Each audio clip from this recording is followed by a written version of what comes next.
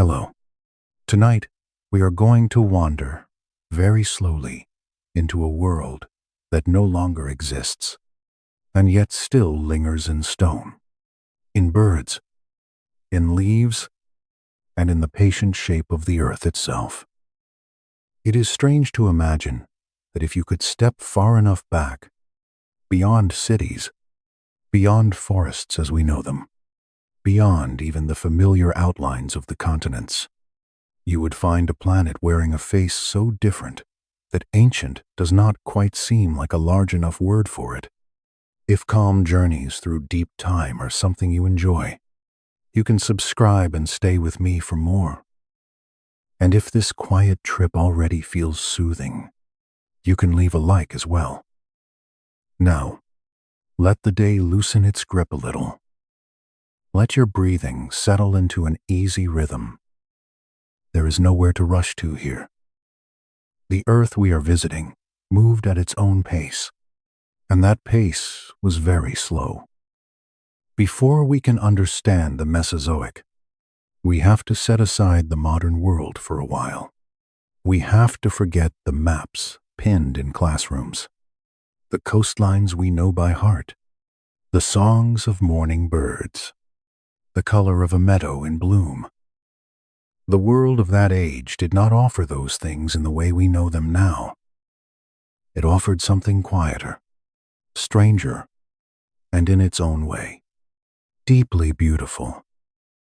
At the beginning of this long era, much of the land was gathered into one immense body, the supercontinent known as Pangaea. If you could look down from high above, from a height no creature of that age could ever reach, you would not see the familiar spread of North America, South America, Africa, Europe, Asia, and Australia separated by wide oceans. You would see land joined together in one broad sweep, a vast mass of stone and soil stretching across the globe, edged by seas that seemed almost too large to measure. The coastlines were not the coastlines we know.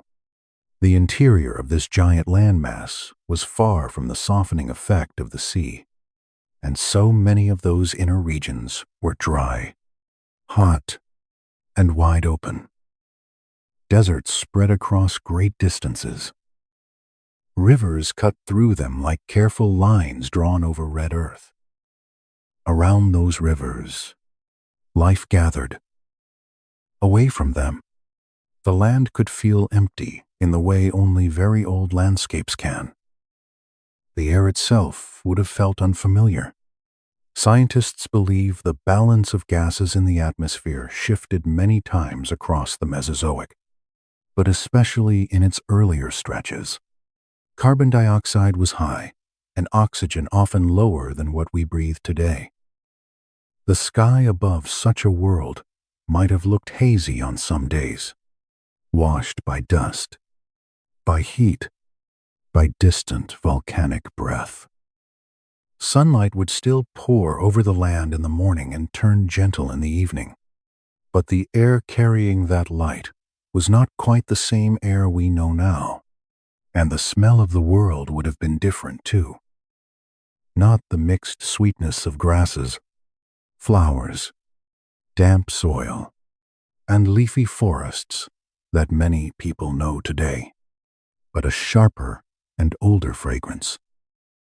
Resin from conifers, damp fern growth close to water, mineral dust lifted by hot wind, the faint, bitter chemistry of plants defending themselves in a world before blossoms began to sweeten the breeze.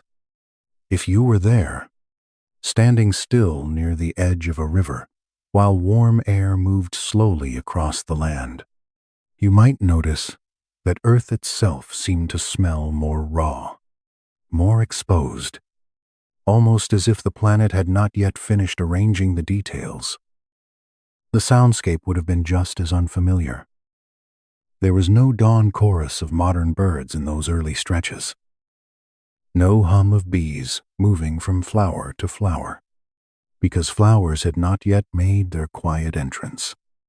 Instead, there would be the rustle of tough leaves and dry wind, the wash of waves on distant shores, the calls of reptiles unlike anything alive now, and the soft, constant work of insects in bark, in soil, and in the shade of low plants. It may have been a noisier world than we imagine, yet somehow emptier too. And there is an important reason for that feeling.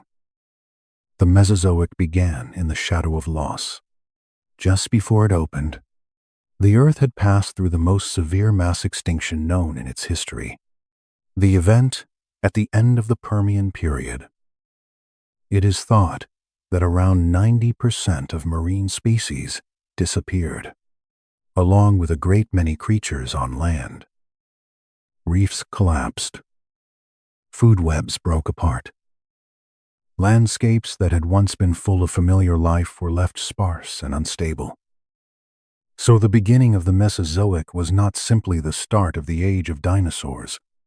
It was the beginning of recovery.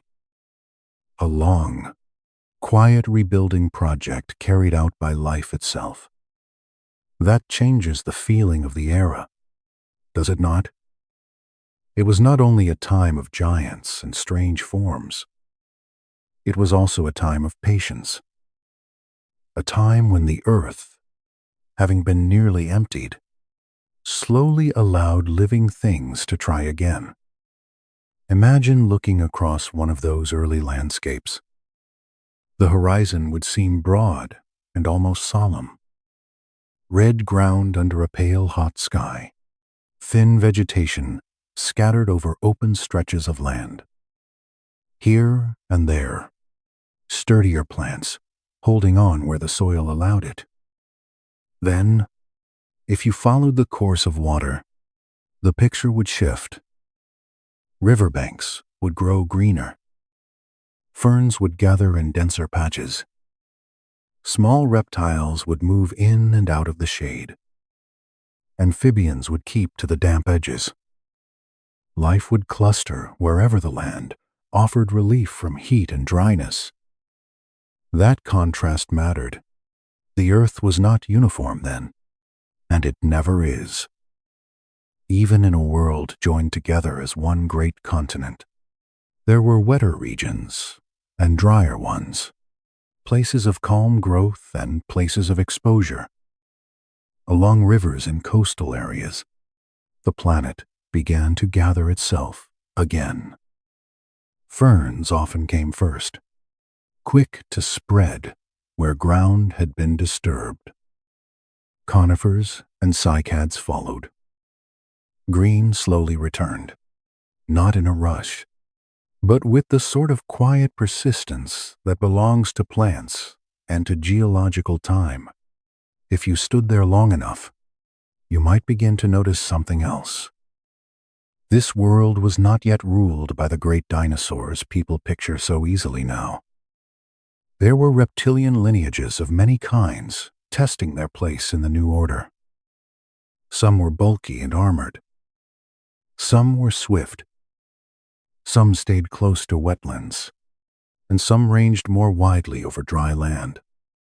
Early relatives of crocodiles flourished in forms much more varied than the crocodilians we know today. Evolution was busy, but it did not yet seem to have chosen its most famous stars. That is part of what makes this period so quietly fascinating. It was uncertain. We often look back across deep time and imagine that the path toward giant dinosaurs was somehow obvious, as if the world had already made up its mind. But it had not.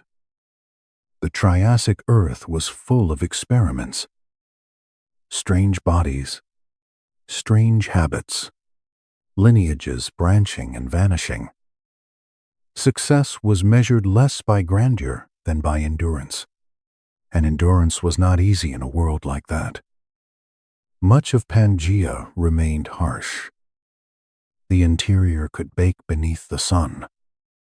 Deserts spread across wide regions. Waterways became lifelines. Volcanic activity added another layer of unrest. Lava moved across land in some places. The planet rumbled and split in others. Even when life returned, it returned on a restless earth. Still, life kept arriving. Insects worked in the undergrowth. Amphibians held on in wet places. Marine food webs slowly rebuilt offshore. Along shallow coasts, the sea began to recover from its own devastation. Fish diversified again. Ammonites returned in great numbers, their coiled shells drifting through the water like careful spiral designs repeated by the millions. Early marine reptiles entered the seas and began adapting to a life that would later produce some of the most elegant hunters of the age. On land, mammals were present too. Though small and easy to overlook, they lived quietly, often in shadow, often at night, slipping beneath the notice of larger animals. Their time had not yet come, but they were there, already practicing the sort of persistence that would eventually matter very much. The Mesozoic, even in its earliest chapter, was not a simple story about one creature stepping into a spotlight. It was a crowded and layered world, full of survivors. And then there was the matter of time, that enormous and almost slippery subject. The Mesozoic lasted from about 252 million years ago to 66 million years ago. Nearly 186 million years. It is a span so large that ordinary comparison begins to feel a little silly. Human recorded history covers only a tiny sliver by comparison. Entire civilizations could rise, flourish, disappear, and be forgotten many thousands of times over without making much impression on the length of the Mesozoic. Mountains could lift and wear away. Seas could spread and retreat. Forests could cover land that would later become desert. So when we speak of this age, we are not describing one landscape held still for a while. We are speaking about a long passage of change. Continents drifted. Climates shifted. Plant worlds transformed. New creatures emerged. Others faded. The Earth of the early Triassic was not the same Earth as the late Jurassic, and certainly not the same as the final Cretaceous. The era had a narrative, yes, but it was a slow one, written over distances of time almost too broad for the mind to hold comfortably. Even so, when many people hear the word Mesozoic, they think first of dinosaurs. And that makes sense. They became the best-known faces of the era. But if we focus only on them too quickly, we miss the larger wonder. This was also an age of drifting continents, of oceans reshaping coastlines, of skies filled first by pterosaurs and later by early birds, of forests without flowers, of climates warmer than our own, of vast shallow seas and changing winds. Dinosaurs were part of this world, but the world around them was every bit as remarkable. Try for a moment to picture the sky over that deep past. In the earliest chapter we are visiting, there are no familiar swallows cutting through twilight, no flocks of geese crossing in clean lines overhead. The air feels larger, less interpreted. In time, pterosaurs would master it, and later still, primitive birds would begin to appear. But at the beginning, the sky keeps some of its own silence. It hangs over the recovering world like a patient witness. Now picture the seas, though they too had suffered terribly in the great extinction. They did not remain empty. Fish returned. Shell-bearing animals multiplied. Reptiles took to the water and slowly became residents there rather than visitors. Eventually, the oceans would hold ichthyosaurs, shaped almost like dolphins, plesiosaurs with long necks like drifting questions, and later mosasaurs, muscular and powerful. But early on, these futures were only beginning.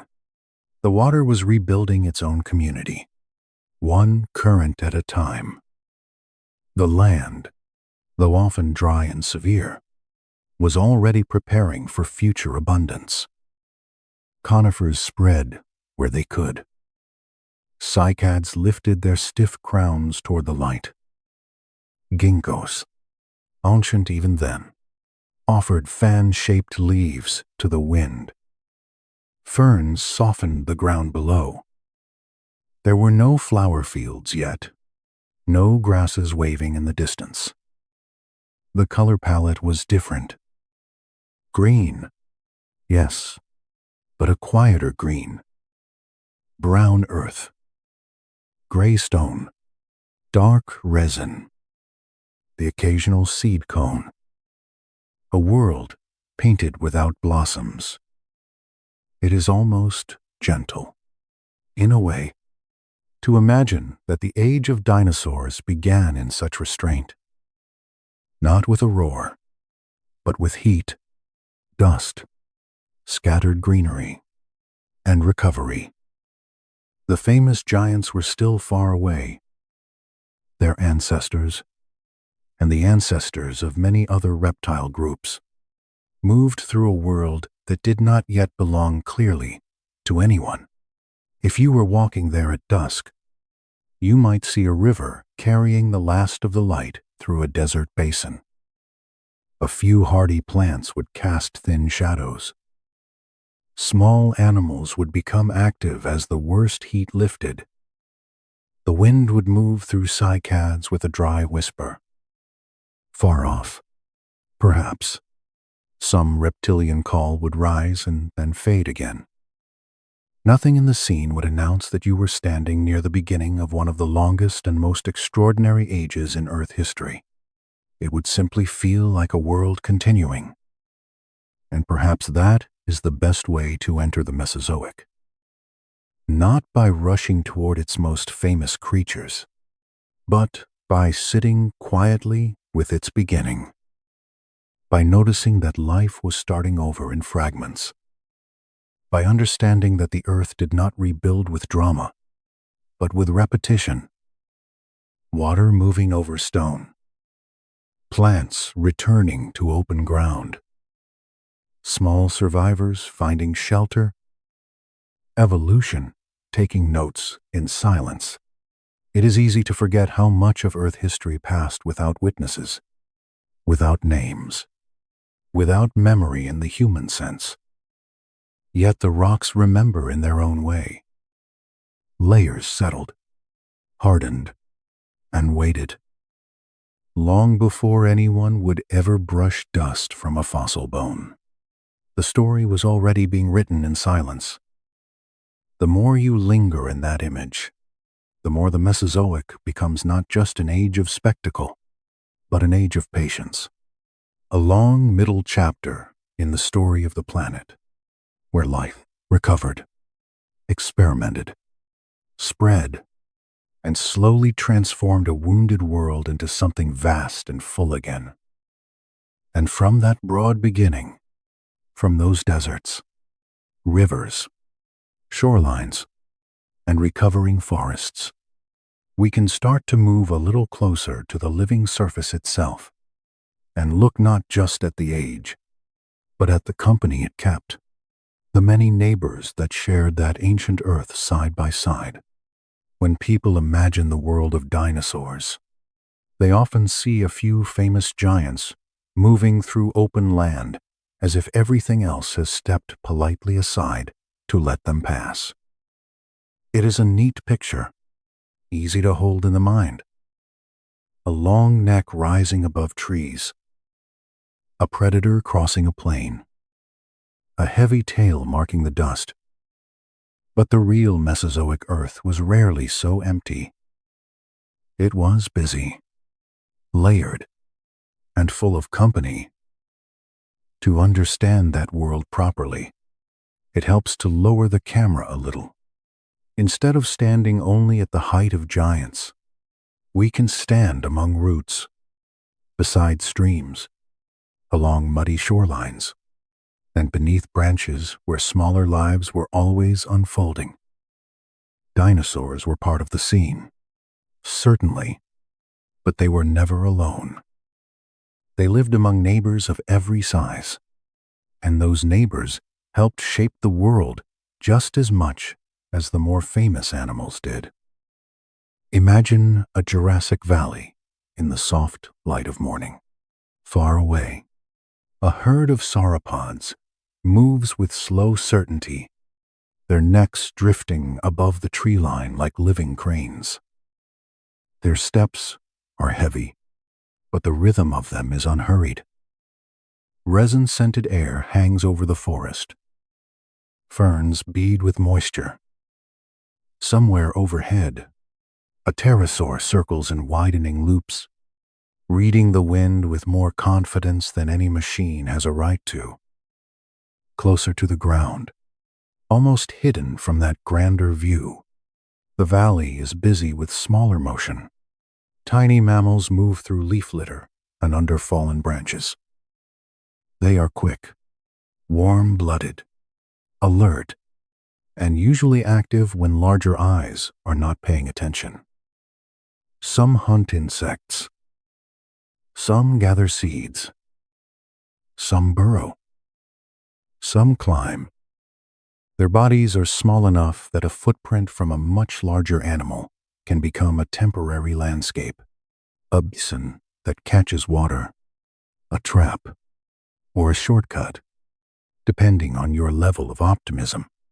The age of mammals is still far away, but the mammals themselves are already here, practicing endurance in silence. Lizards press themselves to stones warmed by early sun. Insects tunnel through wood and hum in the understory. Amphibians keep close to wet ground, to ponds, to river margins where moisture lingers and skin can stay soft. Crocodile relatives rest half submerged in water, or else move over land in forms much stranger than the crocodilians we know now. Some are armored. Some are surprisingly upright. Some move with a gait that might have looked oddly modern at a distance and wonderfully odd up close. This is one of the quiet truths of the Mesozoic. Dinosaurs did not inherit an empty stage. They entered ecosystems already crowded with competitors, scavengers, pollinators, burrowers, swimmers, gliders, and things content to hide until dusk. The earth of that age was layered in the same way the modern world is layered. A single tree could host insects in its bark, small reptiles in its branches, shadows at its roots, and a giant browser stripping its foliage from above. One landscape, many worlds. If you walked across a floodplain during the Jurassic, the broad picture would seem dominated by large plant eaters. Herds moved over open ground much as large mammals move across savannas today. Their tracks pressed into wet sediment and sometimes remained long enough to harden into records that would wait millions of years for someone to notice them. But the trackway of a large herbivore was not the only message written there. Smaller prints crossed between them. Invertebrates marked the mud. Shore birds had not yet arrived in the forms we know now, but other feet, claws, and tails left their own passing signatures. At rivers and lakes, danger gathered in stillness. Crocodile-like reptiles watched from water with patience that now feels timeless. A thirsty herbivore leaning too far might discover that calm water can have opinions of its own. Overhead, pterosaurs glided on warm air, scanning for fish, carillon, or something small enough to snatch from the margins. In the soil below, insects broke down plant matter and returned nutrients to the land. No one creature carried the system alone. It worked because many lives overlapped. That was especially true in the early Triassic, when the Earth was still rebuilding after the Great Extinction. Dinosaurs had not yet become the obvious faces of the age. Other reptile groups, especially relatives of crocodiles within the wider Archosaur family, often appeared more successful at first. Some were large and heavily armored, like patient moving fortresses. Others ran on two legs. Some filled herbivorous roles. Others became predators. If you had visited that time without any knowledge of the future, you might not have bet on dinosaurs at all. That uncertainty matters. It reminds us that evolution is not a parade arranged in advance. The Triassic world was a workshop filled with trial runs. Different body plans appeared and vanished. Different groups tested similar roles. Some carried armor. Some favored speed. Some kept to wet places. Some ventured into harsher open ground. Dinosaurs, at first, were relatively small and rather modest within this broader community. They survived not because they looked spectacular, but because they were adaptable. Consider a late Cretaceous wetland for a moment. The light is warm and low over broad water fringed by reeds and fern-like growth. Hadrosaurs gather at the edge in numbers, their beaked mouths working steadily through the vegetation. Their calls move over the marsh in soft pulses, perhaps social, perhaps cautionary, perhaps the ordinary conversation of animals living in groups. Between their legs, unseen unless you are looking carefully, small mammals slip from burrows and back again. On muddy banks, insects rise in clouds. In the shallows, crocodilians wait with the old patience of water predators. Overhead, pterosaurs pass across the sky like drifting sails. It is not a kingdom. It is a neighborhood. The plants themselves were also neighbors in the deepest sense. For much of the Mesozoic, landscapes were dominated by gymnosperms, including conifers, cycads, and ginkgos. These plants did not offer flowers to attract bees in the way many modern plants do. They did not provide the same fruits and grasses that shape so much of the world now. Yet they still created structure, food, shade, and opportunity. Dinosaurs browsed their foliage. Insects adapted to their tissues. Small animals nested among their roots and stems. Entire food webs were built on those older green foundations. Later, when flowering plants began to spread during the Cretaceous, the rhythm of many ecosystems changed. Scientists believe this transition opened new relationships between plants and insects, and from there, new opportunities for birds, mammals, and herbivorous dinosaurs as well. The world slowly gained more color, more scent, more specialized exchange. It did not happen overnight.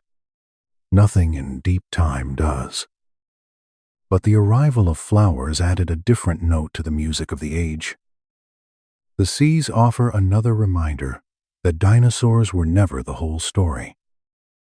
Dinosaurs dominated land, but the oceans belonged to other rulers.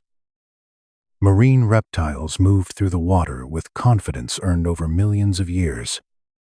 Ichthyosaurs flashed through open seas in pursuit of fish and squid. Plesiosaurs rose and vanished among waves. Later, mosasaurs became powerful predators in their own right. Around them drifted ammonites, darted fish, and countless smaller organisms that made the sea every bit as rich and layered as the forests on land. And the sea was not separate from the land in any final sense. Coastlines shifted. Sea levels rose and fell. Inland seas spread across continents in warmer periods. Ocean currents shaped climate. Moisture from nearby waters softened the air above coastal forests and wetlands. When seas retreated, some regions dried again. So even where dinosaurs never swam, they still lived under the influence of the oceans. Water was always part of the architecture. The skies tell a similar story. Before birds became widespread, pterosaurs had already claimed the air. Some were small and delicate-seeming, moving through forests or over shorelines after insects and fish. Others grew astonishingly large. Their shadows passed over beaches, plains, and river mouths. They nested, scavenged, hunted, soared, and watched. Later, the first birds appeared, still carrying traces of their dinosaur ancestry in toothy mouths, clawed wings, and long bony tails. For long stretches of time, both birds and pterosaurs shared the sky. So if you lifted your eyes above a dinosaur landscape, you were not looking at empty blue. You were looking at another active layer of life. Even the smallest creatures deserve a little more attention than they usually receive. Insects were constant companions of the Mesozoic world. They fed on plants, pollinated some early flowering species, tunneled through wood, recycled dead material, and became food for countless others. The quiet work of decomposition, which rarely becomes a headline in any age, mattered just as much then as it does now. Fallen leaves, broken branches, droppings from giant herbivores, the remains of the dead, all of it returned to the cycle because small lives kept working at it. There is something rather comforting in that. Even in the age of enormous reptiles, the world still depended on tiny labor. The grandeur of a sauropod herd crossing a floodplain is easier to admire than the patient dismantling of a dead fern by insects and microbes. But both belong to the same living system. One makes the picture impressive. The other makes it possible. And then there are the mammals again. Easy to underestimate because they were so small for so long. They are often described as waiting in the wings for the dinosaurs to disappear. But that picture is too passive. They were not simply waiting. They were living. They climbed, dug, hunted, nursed young, explored the night, and adapted to niches that large reptiles did not fill. Their bodies stayed modest, but their behavior was inventive. In a crowded world, inventiveness can be a kind of size. If you pause over that thought, the Mesozoic begins to feel less like a tale of domination and more like a tale of coexistence. Dinosaurs were prominent. Yes, some were immense. Some were fierce. Some reshaped vegetation simply by feeding through it. But every environment around them was shared. Giant herbivores opened forests by stripping branches. Predators left carcasses that fed scavengers. Burrowers turned soil. Insects recycled waste. Plants responded to browsing, shade, and climate. No life form stood apart from the rest for very long. The longer you rest in that image, the more modern it begins to feel. We too live among countless neighbors, most of them easy to ignore until we slow down enough to see them. Birds above cities, insects in gardens, fungi beneath forests, fish beyond coasts, creatures in walls, in ponds, in hedges, in soil. The Mesozoic was different in form, but not in principle. Life was shared space then, just as it is now, and perhaps that is why the ancient world can feel strangely gentle when viewed from a quiet enough distance. Not because it lacked danger. It certainly did not. But because beneath every individual struggle there was a broader continuity. Water still moved downhill. Light still crossed the sky. Plants still reached toward it. Small things still made large worlds possible. The famous giants walked through systems already full of quiet lives. And those quiet lives never truly stopped mattering. As we continue drifting through this age, it helps to carry that understanding with us. The Mesozoic was not only an age of dinosaurs. It was an age of neighbors, of overlapping lives, of crowded wetlands, resin-scented forests, busy shorelines, and skies already claimed by wings.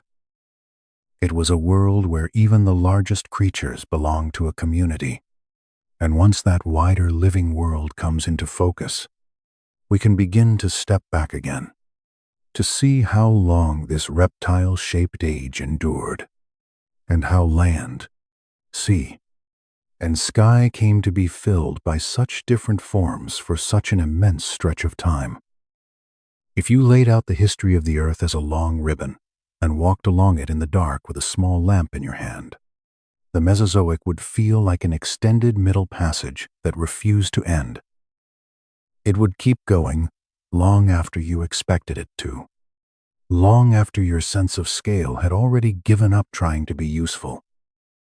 And all through that immense stretch, reptiles in one form or another shaped the look of the world. People often call it the Age of Reptiles, and for once the phrase is not an exaggeration. It was not simply a catchy label placed over a few famous skeletons in a museum hall. It was a real condition of the planet. On land, reptiles became the great walkers, the grazers, the stalkers, the heavy-bodied giants, and the quick-moving hunters. In the sea, reptiles became the sleek bodies slipping through water, where fish and sharks no longer held all the highest places in the food chain. In the sky, reptiles stretched skin across elongated fingers and turned warm air into a road. To understand why the age earned that name, it helps to begin after the Great Dying, when the earth had already been stripped back almost to its frame. The end of the Permian had left ecosystems broken and empty in many places. Reefs had collapsed. Forests had retreated. Animals on land and in the sea had vanished in astonishing numbers.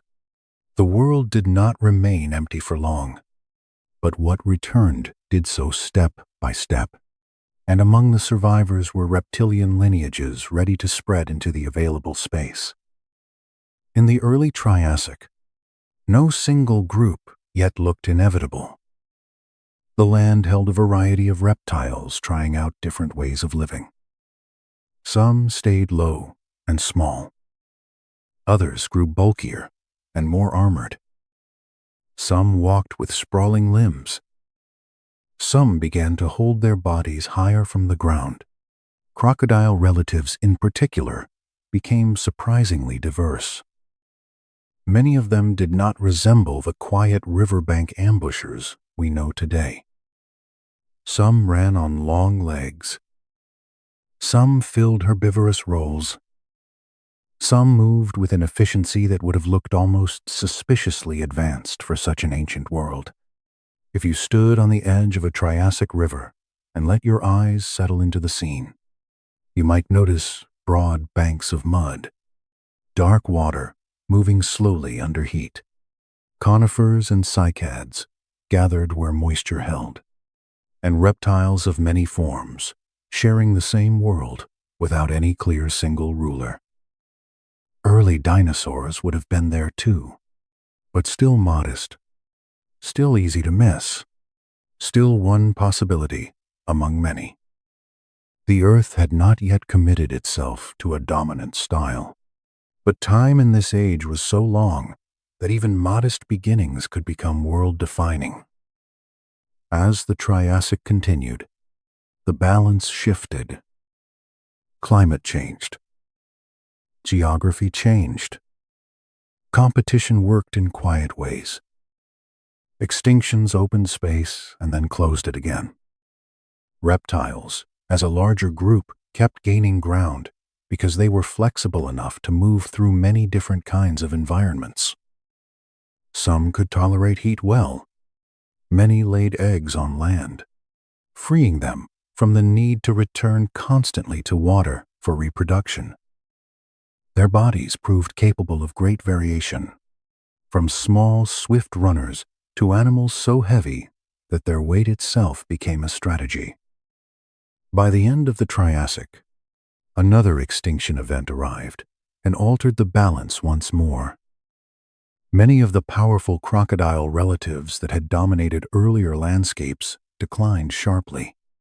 Dinosaurs, still not yet at their greatest size, survived and expanded into the open room left behind. From there, reptiles in the broadest sense truly came to define the planet across land, sea, and sky. On land, the story is easiest to picture because the fossils are so famous. Dinosaurs spread into forms of astonishing variety. Some, like the sauropods, lifted long necks above the canopy and fed from heights unreachable to any other land animal.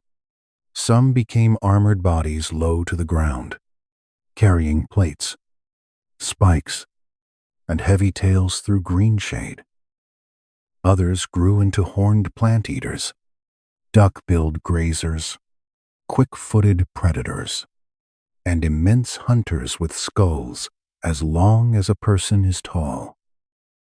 The land did not belong to one reptilian design. It belonged to many. Imagine a wide plain in the later Mesozoic. In one direction, a herd of long-necked giants moves through a stand of trees, feeding slowly and with such scale that their motion seems almost geological. In another, horned and crested plant eaters graze under a pale afternoon sky. Predators wait in shade, or cross the open ground with more purpose than hurry. Different bodies, yet together they give the land its architecture. They shape forests by feeding. They open paths by walking.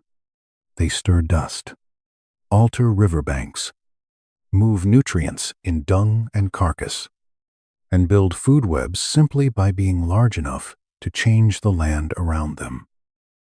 And yet the age of reptiles was never only about land. If you turned away from the plains and walked down to the shore, the story would continue without losing any scale at all. The seas of the Mesozoic held reptiles that had abandoned land life so completely that their bodies became remade for water. Ichthyosaurs cut through the sea with forms so streamlined that they call to mind dolphins, though their ancestry was entirely different. Plesiosaurs drifted and lunged with long necks or powerful heads depending on the lineage. Later, mosasaurs rose to dominance. Muscular marine lizards moving through shallow seas with jaws built for holding struggling prey. For millions upon millions of years, if you wanted to imagine the top hunters in the oceans, you would think not of whales or modern sharks, but of reptiles. That is such a strange sentence from the perspective of the present, and yet it was true for longer than human thought has existed.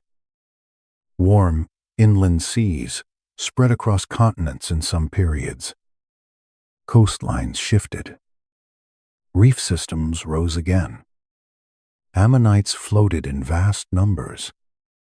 Fish schools flashed and scattered. Over all of it moved reptilian hunters in bodies shaped by patience, pressure, and deep time. The sky belonged to reptiles, too. Long before birds refined flight into what we see today, pterosaurs had already lifted themselves into the air and stayed there for ages that seem almost unreasonable.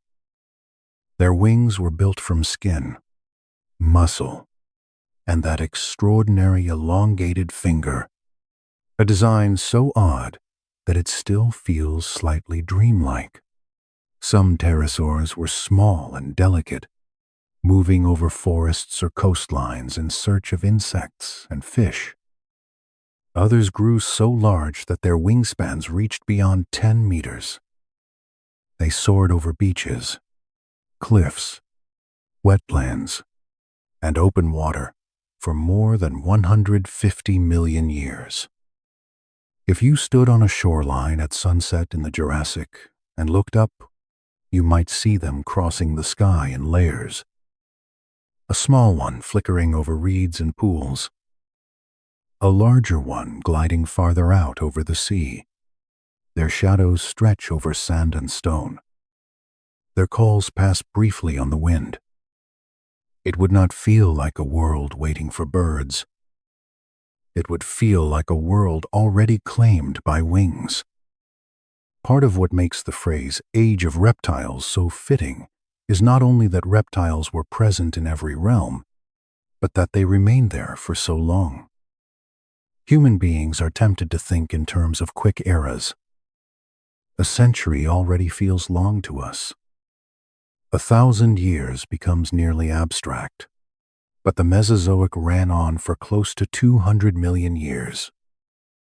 Within that span, whole reptile lineages appeared, flourished, transformed, and disappeared.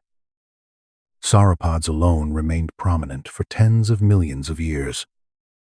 That is longer than mammals, as a group have yet held comparable dominance. It helps, perhaps, to compare gently. The whole span of recorded human history is a small flicker beside this era. Cities, empires, writing, ships, kingdoms, industry. All of it together is a brief scratch on the surface of time compared with the Mesozoic. During that much longer interval, reptiles were not a passing experiment. They were the long-term residents. In a sense, they were the default setting of visible animal life on Earth.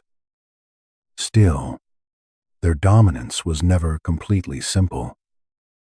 Mammals were there, though small. Amphibians remained in wet landscapes. Insects never stopped their patient work. Fish persisted in the oceans. Early birds eventually joined the skies. So calling it the age of reptiles does not erase the others. It only acknowledges which group most strongly set the tone. Reptiles became the most visible framework around which many ecosystems were arranged. Their bodies became part of the logic of environments.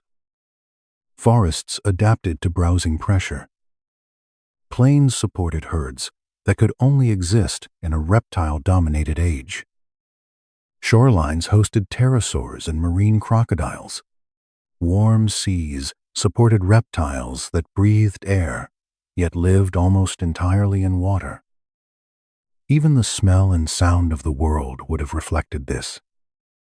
Wind in conifers, splashing at inland sea margins, heavy steps through fern ground. The rasping calls of animals built along very different lines from the mammals so familiar to us now. The planet itself also changed under them, and this matters. At the beginning of the Mesozoic, the continents were fused into Pangaea. By the end, they had begun to separate into a more familiar arrangement. Dinosaurs and other reptiles lived through that unfolding rearrangement. As land masses split apart, populations became isolated. Distinct lineages emerged in different parts of the world. South America developed its own great forms. Asia developed others. North America, Africa, Europe, and the southern continents each became stages for separate variations on reptilian success. Climate changed as well. The early Triassic was hot and dry over much of the interior of Pangaea. Later, the Jurassic became greener and more humid in many regions. By the Cretaceous, greenhouse warmth and high sea levels created shallow inland seas, humid coastlines, and broad, warm habitats extending far toward the poles. Reptiles endured these changes not by remaining still, but by diversifying. Their success came partly from timing, partly from anatomy, and partly from the simple way evolution rewards workable designs over immense spans of time. And even within their long dominance, nothing stayed fixed. Stegosaurs flourished and later faded. Sauropods changed in form and distribution. Small predators gave way to larger ones in some regions. Pterosaurs evolved into new sizes and feeding styles. Marine reptile groups rose, declined, and were replaced by others. The age of reptiles was not one frozen moment. It was a moving tapestry. Every layer in the rocks marks some part of that motion. Perhaps that is the most calming way to understand it.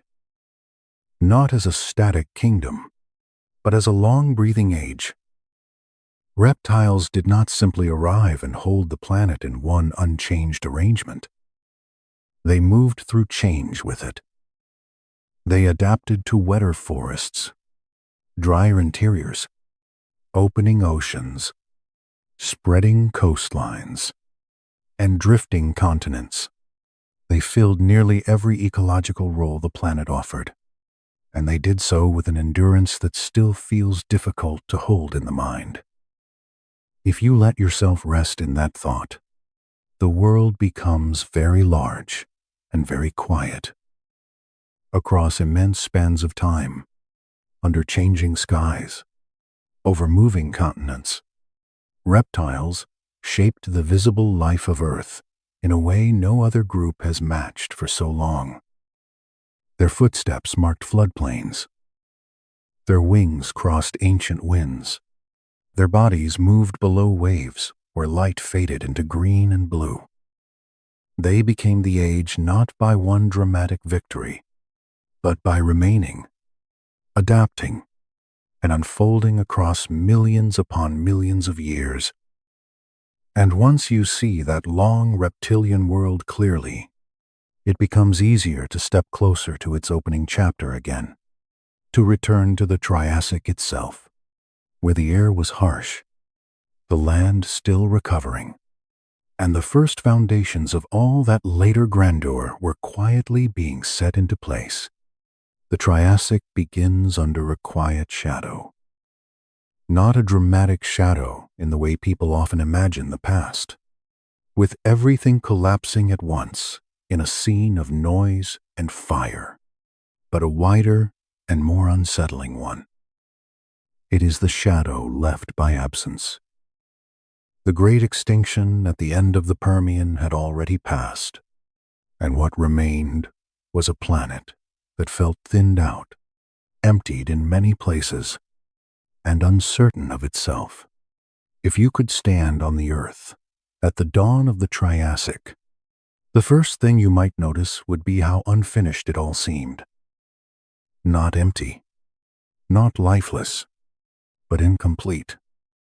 Forests had been damaged. Reefs had collapsed. Food webs that once linked water, coast, and land had been broken apart. Many familiar forms had vanished. Oceans had lost the abundance they once held. On land, large regions would have felt open in a lonely way, as if the world were waiting to see what might return. The atmosphere was unsettled too. Scientists believe enormous volcanic eruptions played a major role in the crisis that came before, pouring gases into the air and pushing the climate into dangerous extremes. So the Triassic inherited a warm, difficult planet. Carbon dioxide remained high. Oxygen was lower than what later Mesozoic life would enjoy. Heat pressed down over the great supercontinent of Pangaea. The interior lay far from the moderating effect of the sea, and across that broad interior desert spread over immense distances. Picture those early Triassic landscapes for a moment. Red stone and pale dust under an enormous sky. Heat trembling above dry ground. Rivers cutting through the land in thin blue-gray lines, sometimes gentle, sometimes temporary, but always important. Around them, where moisture lasted, life gathered. Ferns spread across disturbed ground. Hardier conifers and cycads took hold where they could. Along riverbanks and lake margins, the world looked greener, softer, more willing to begin again. Away from water, the land could feel severe and exposed. That contrast shaped nearly everything. Life clustered where conditions allowed it. A river valley might hold amphibians slipping through reeds, insects rising from damp ground, reptiles resting in shade, and small stands of recovering vegetation. A short distance away, the same world could turn sparse and sun-struck, with wind moving across bare sediment and only scattered plants holding the soil together. The Triassic was not one uniform environment. It was a patchwork of relief and hardship. Plants were among the first quiet builders of recovery. Ferns often arrived quickly, spreading over open or damaged ground with remarkable patience. Their fronds softened the raw edges of a wounded world. Behind them came conifers, cycads, seed ferns, and other hardy plants able to endure heat and drought. These early green returns mattered more than they may seem. Without them, there could be no shade, no soil stability, no shelter for insects, no food for herbivores. Before the age could become famous for reptiles, it had to become green again. The oceans were rebuilding at the same time, though slowly. Early Triassic seas were still difficult places in many regions, warm and sometimes poor in oxygen. Yet even there the work of renewal continued. Fish diversified again. Ammonites returned in great numbers, their coiled shells drifting through the recovering waters like a repeated sign that life was testing its strength. Sponges and new reef builders began to establish themselves. Marine reptiles entered the water and started the long process of becoming fully at home there. The future oceans of ichthyosaurs and plesiosaurs were still ahead, but their foundations were already being laid. On land, the animals that survived and spread were not yet the giant dinosaurs of later imagination. The Triassic belonged first to experiment. Amphibians still held on near water, some of them large enough to be important predators in their own right. Reptiles diversified into an astonishing range of forms. Some were bulky herbivores carrying armor over their backs. Some were swift predators moving on long legs. Some lived close to wetlands. Others crossed dry plains and sparse woodland. The age had the feeling of a workshop, with evolution trying body plans the way a patient artist might test lines on paper. Among the most important of these reptilian groups were the archosaurs. This broad lineage included the ancestors of crocodiles, pterosaurs, and dinosaurs. Early on, archosaurs did not dominate everything around them. Many were small. Many were simply one presence among many in a crowded and changing world. But they carried features that would matter over time. More upright posture, efficient lungs, limbs positioned in ways that made movement more economical. Their advantage was not loud at first. It was quiet, almost easy to miss. If you watched the Triassic without knowledge of the future, you might assume other reptiles were the stronger candidates for lasting success. Crocodile relatives became remarkably varied. Some were armored. Some moved on two legs. Some hunted. Some grazed. Along rivers and floodplains, they often looked more imposing than the earliest dinosaurs ever did. Dinosaurs were just one branch among several. Nothing announces itself as destiny in deep time. The future rulers of the planet began as small creatures moving through the margins of attention. When the first true dinosaurs appeared, around 230 million years ago, many were little more than knee-high or waist-high. Their skeletons were light. Their steps were quick. They hunted insects, small vertebrates, and whatever else opportunity placed before them. Imagine one of those early dinosaurs moving through fern cover near a Triassic stream. It does not look like a giant yet. It slips rather than strides. It pauses with alertness, then darts forward again.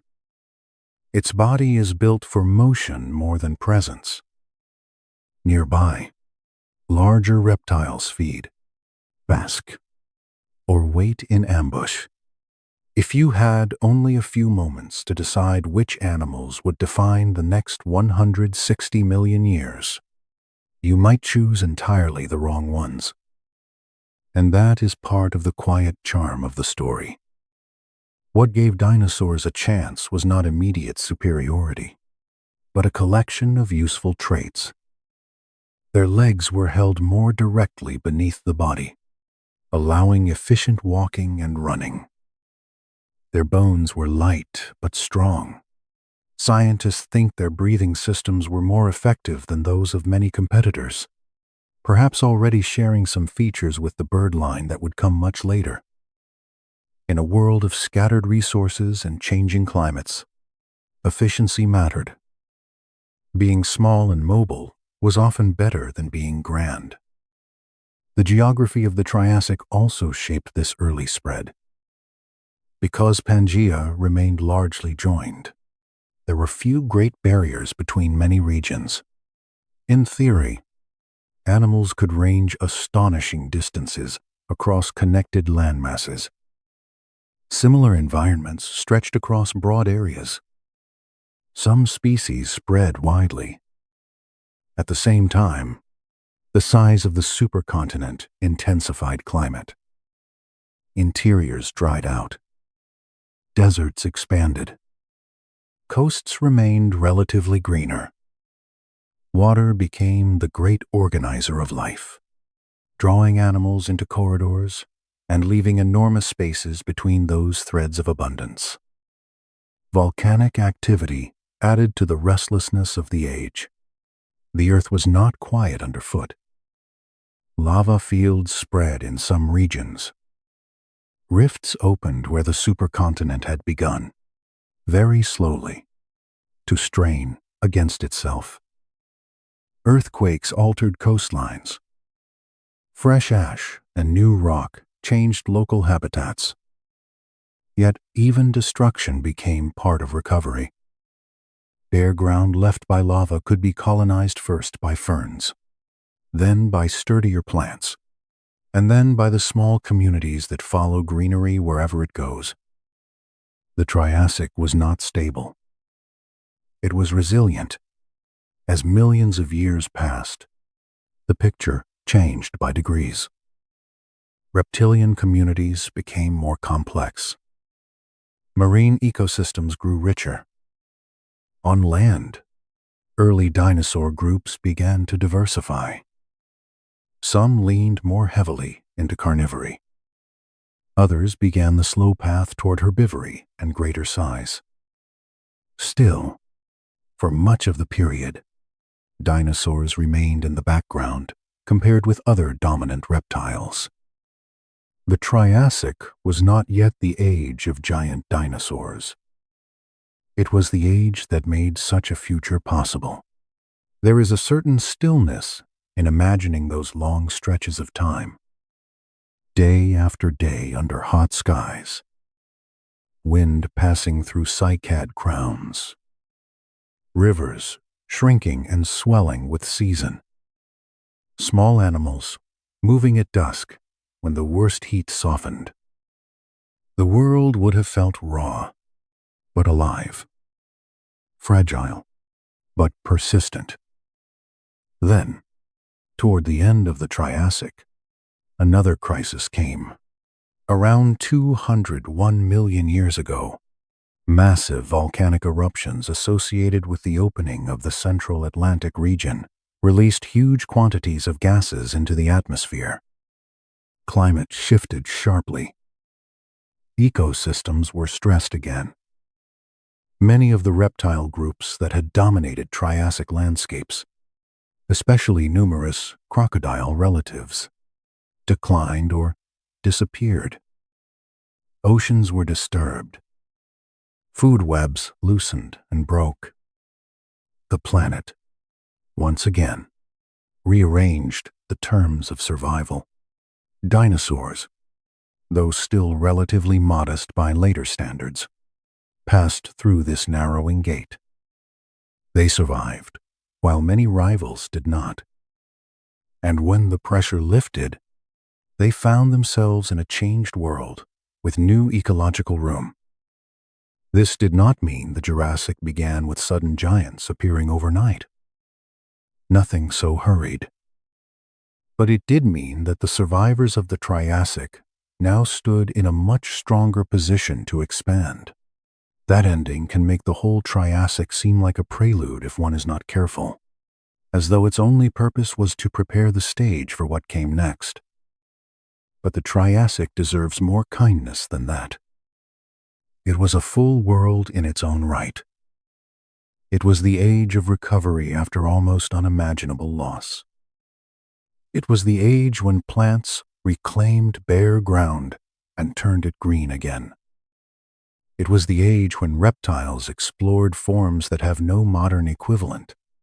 It was the age when archosaurs, still uncertain of their future, held on long enough for their hidden advantages to matter. If you walked through it in your mind, you would see a wounded earth becoming inhabited again. You would see river systems acting as lifelines across dry interiors. You would smell conifer resin and hot dust.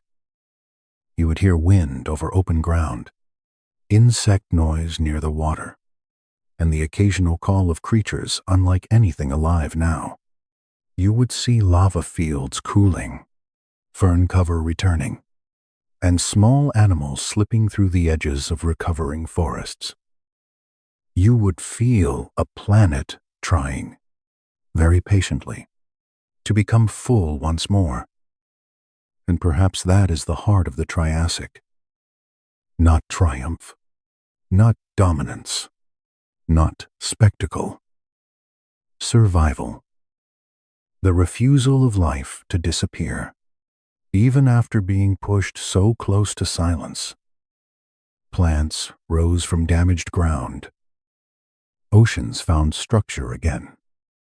Reptiles diversified into forms both elegant and strange.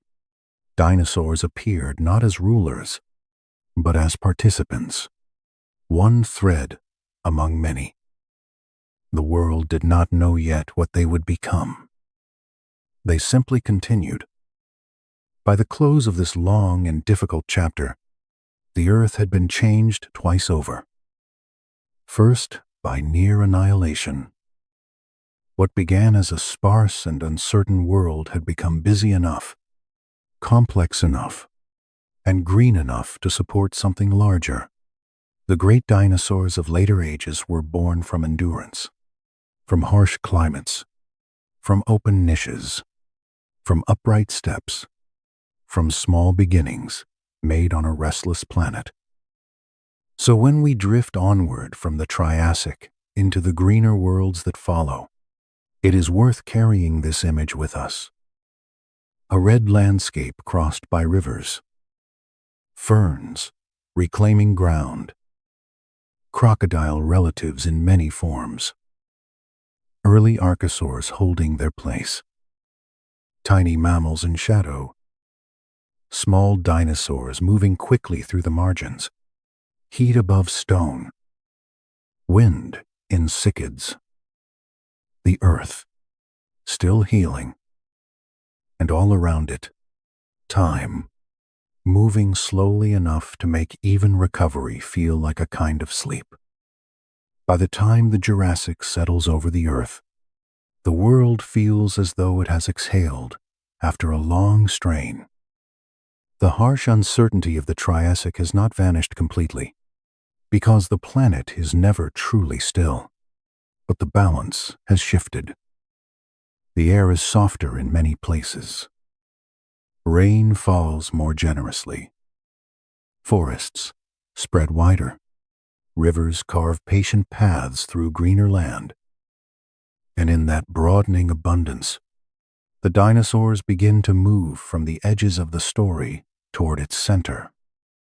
The breakup of Pangaea had already begun, though no creature living then could have watched it happen in any ordinary sense. Rifts opened slowly. Seas entered low regions. Coastlines became more varied. The vast, dry interiors of the older world gave way, in many places, to wetter conditions and a richer patchwork of habitats. Valleys filled with vegetation. Floodplains widened. The world of the Jurassic could still hold dry lands and seasonal hardship, but overall it became greener, more generous, and easier to imagine as a home for giants. If you stood on a rise of ground at dawn and looked out over a Jurassic valley, the first thing you might notice would be how full the land had become. Conifers rose in dense stands. Cycads spread in groves with stiff crowns catching the light. Ginkgos opened their fan-shaped leaves to the morning air. Ferns softened the ground below. Horsetails crowded the margins of streams and wetlands. The color palette was still different from our own world, more green and brown than flower bright, but it no longer felt sparse. It felt established. This spreading plant world was not background scenery. It was the foundation of everything that followed. Dinosaurs could not have become what they became without it.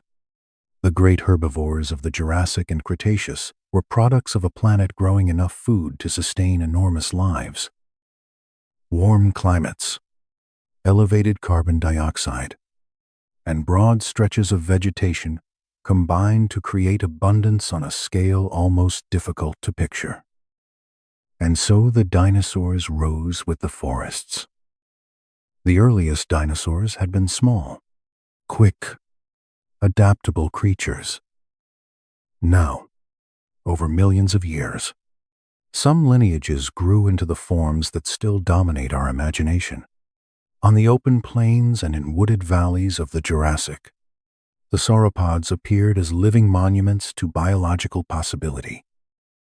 Long necks lifted above the canopy, tails balanced bodies of astonishing length. Legs stood like columns beneath a weight that should almost seem impossible for land to bear, and yet the earth bore it calmly. Imagine a herd of them moving across a floodplain after rain. Their feet press deep into damp ground. Water fills the prints after they pass. Their necks sway slowly as they feed, some reaching high into conifer branches, some sweeping lower through softer growth. There is no rush in them. Their scale makes haste seem unnecessary. The whole scene feels quiet, despite the size, as if the land has accepted them so fully that their presence is simply part of the weather. Creatures such as Brachiosaurus and Diplodocus did not become large by accident. Their long necks allowed them to feed over a wide area without moving the full weight of the body very often. Their teeth were suited to stripping vegetation efficiently. Their digestive systems were built for bulk rather than delicacy. Scientists think their bones contained air spaces that reduced weight while preserving strength, and their breathing may have shared bird-like efficiencies that helped support such immense size. Every part of them seems tuned toward one outcome: a body large enough to turn plant abundance into stability. And size itself became a defense. A fully grown sauropod stood beyond the comfortable reach of most predators. Juveniles were vulnerable, certainly, and life for the young was no doubt more dangerous than life for the adults. But maturity changed the balance. To become huge in the Jurassic was not only to eat differently, it was to live with fewer threats. Yet the Jurassic was never only a world of sauropods. Other herbivores filled the spaces they did not. Stegosaurs browsed on lower vegetation, their plates catching the light above heavy backs, their spiked tails ready when caution failed. Early ornithopods fed with more modest bodies and more flexible jaws. Across the landscape, plant-eating dinosaurs occupied many levels of the green world, from the forest floor to the canopy. Wherever leaves grew, somebody evolved to use them. Predators followed that abundance with equal patience. Where herds gathered, hunters could exist. Allosaurus, among the best known of Jurassic carnivores, moved through this world as a powerful theropod built for practical survival. Its skull carried sharp serrated teeth for slicing flesh. Its legs were strong enough for bursts of speed. Its claws could grip and tear, whether alone or loosely alongside others. It occupied the upper levels of the food chain in the western lands that would one day become North America. If you picture a broad plain at the edge of evening, you might imagine a herd of sauropods settling into slower feeding while, at a measured distance, the shapes of predators remain half hidden in shade. They do not need to attack recklessly. Time favors patience. A young animal, an illness, a stumble in mud, a separation from the herd. These are the openings that matter. In such a world, Predation is not constant chaos. It is often waiting. Other theropods filled other roles. Some remained smaller and quicker, taking insects, lizards, carrion, or the young of larger species when opportunity allowed. The predator community was layered just as the herbivore community was layered. Great hunters at the top, smaller ones below, scavengers making use of what others left behind. Nothing was solitary for long. Even death fed many mouths. Above all this, the sky was busy too.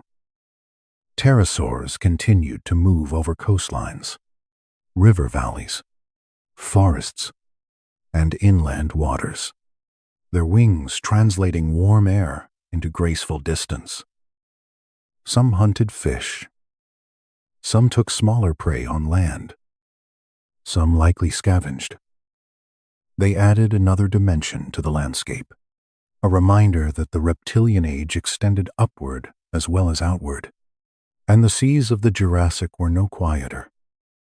Offshore, ichthyosaurs moved through open water with bodies shaped for speed and pursuit.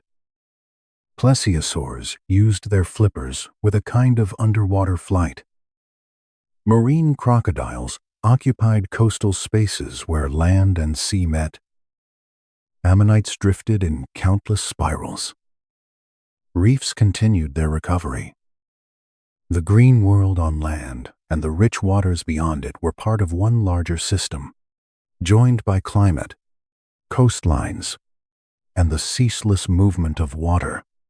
The plants, though quieter in the fossil imagination than the animals, deserve more stillness of attention. Conifers dominated many forests, their tall trunks and resin-scented branches giving the Jurassic much of its texture. Cycads stood in groves like ancient ornaments, repeated across the land. Ginkgos spread where conditions suited them, their leaves offering a shape still familiar now. Ferns covered the ground in soft layers. Horsetails lined wet margins. Together they fed the giants, sheltered the small, stabilized soils, and filled the air with oxygen and scent. If you walked into such a forest, the difference from a modern woodland would be immediate. There would be no grass beneath your feet in the way we know it. No field of flowers brightening the edges. The smell would be more resinous, more spore-rich, more earthy than sweet. Needles, gornes, thick leaves, dampfernlieder, all of it under a warm atmosphere that carried moisture differently. Somewhere nearby, something very large would be feeding, and the trees themselves might tremble a little with each movement. Then, later, in the Mesozoic, another botanical shift began quietly. Flowering plants appeared during the Cretaceous. At first, they did not remake the world all at once. They entered the scene modestly. Small forms among older gymnosperm dominated landscapes, but their methods were efficient. Flowers invited pollinators. Fruits and seeds created new opportunities for dispersal. Color entered the landscape in a different way. The food web became more intricate. This change mattered immensely. Insects adapted.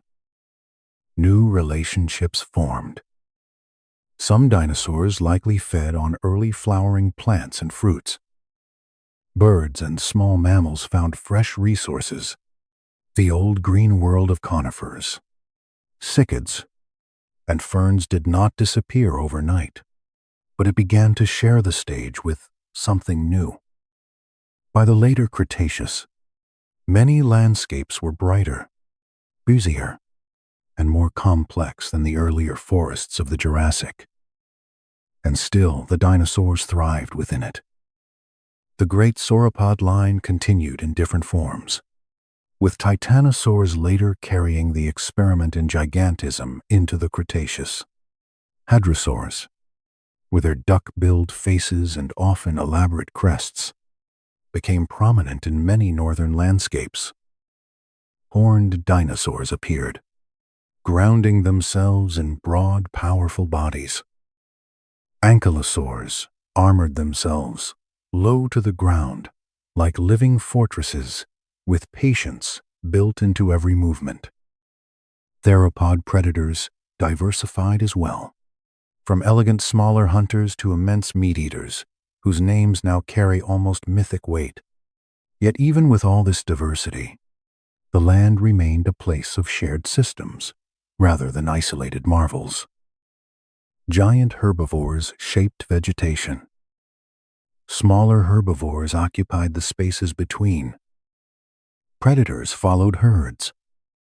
Insects broke down waste and dead growth. Mammals continued their quieter parallel story beneath branches and in burrows. Forests changed, but slowly enough that generations of animals could live and die under the same ancient trees. There is something restful in that continuity. A conifer might stand for centuries, while different dinosaur lineages passed beneath it. A river could alter its course by degrees, while herds returned, season after season, to drink along its banks. Floodplains widened, dried, flooded again. Leaves fell. Spores drifted. Seeds traveled. Most living days were made of repetition. The Mesozoic land was no different. Giants fed. Predators waited. Plants grew. Rain returned.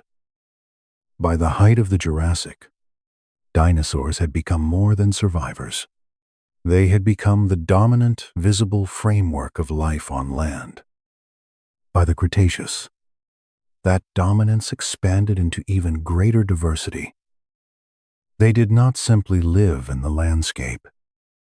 In many ways, they were the landscape, shaping paths, opening clearings, altering forests, redistributing nutrients, and setting the pace for other lives around them. And beneath their rise stood the quiet world of plants, roots in the soil, leaves in the light, carrying the whole age on green shoulders. Without the forests, there would have been no giants. Without the giants, the forests themselves would have looked different. Each depended on the other. Earth and life, feeding back into one another under warm skies for millions of years. So when we picture the dinosaur world at its fullest, it helps to slow down and see the whole arrangement. Not just the great bodies moving through space, but the branches they reached for, the ground cover beneath their feet, the moisture in the air, the scent of resin, the river floodplains, the repeating seasons, the older trees watching over generations. It was a green world, then a greener and more varied one, and the dinosaurs grew into it until they seemed almost inseparable from the land itself. And once the land is alive in that way, with its forests and giants and long, patient rhythms, it becomes easier to lift our eyes and lower them again, toward the skies above and the oceans below, where other reptilian stories were unfolding with equal grace. If you stood on the shore of a Jurassic sea in the quiet light of morning, you might at first think the scene looked almost familiar. Waves would still fold themselves onto sand. Wind would still move over the water in silver lines. Winged creatures would still pass overhead. The horizon would still keep its patient distance. But if you looked more carefully, if you looked beneath the surface or lifted your eyes higher, you would realize that this was a world arranged very differently from our own. The Mesozoic was never only about the creatures walking on land. While dinosaurs became the great visible framework of the continents, other reptilian lineages were mastering the realms above and below them. The air belonged for ages to pterosaurs. The sea belonged to marine reptiles, sleek or long-necked or powerfully muscled, moving through ancient waters that held their own empires. To understand the fullness of this age, you have to imagine the planet in 3 dimensions. Let us begin with the sky. The first pterosaurs appeared in the late Triassic, and from those early beginnings came one of the most remarkable experiments in vertebrate history. These were not dinosaurs, though they were close relatives within the same wider archosaur family.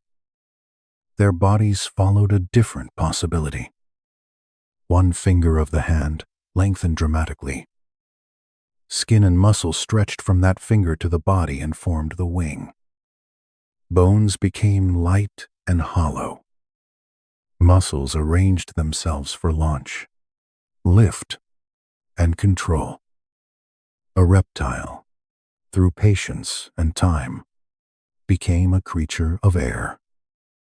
Imagine one of the earlier forms gliding above a shallow lake at dusk. Its wings catch the fading light like thin parchment.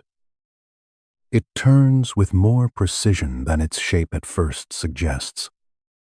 Then, with a small adjustment of angle and muscle, it drops toward the water and rises again, perhaps with a fish, perhaps with nothing, because not every attempt in nature ends elegantly. There is something almost tender in the strangeness of it. A body built from land ancestry, now reading currents the way a sailor reads tides. By the Jurassic, pterosaurs had spread into many forms. Some remained small, weaving through forest edges or hunting insects over wetlands. Others grew larger, gliding above coasts and rivers with long jaws suited for fish. Some carried long tails. Others lost them and developed crests that may have been used for display, balance, or species recognition. The sky had become inhabited in layers, just as the forests and floodplains below were layered.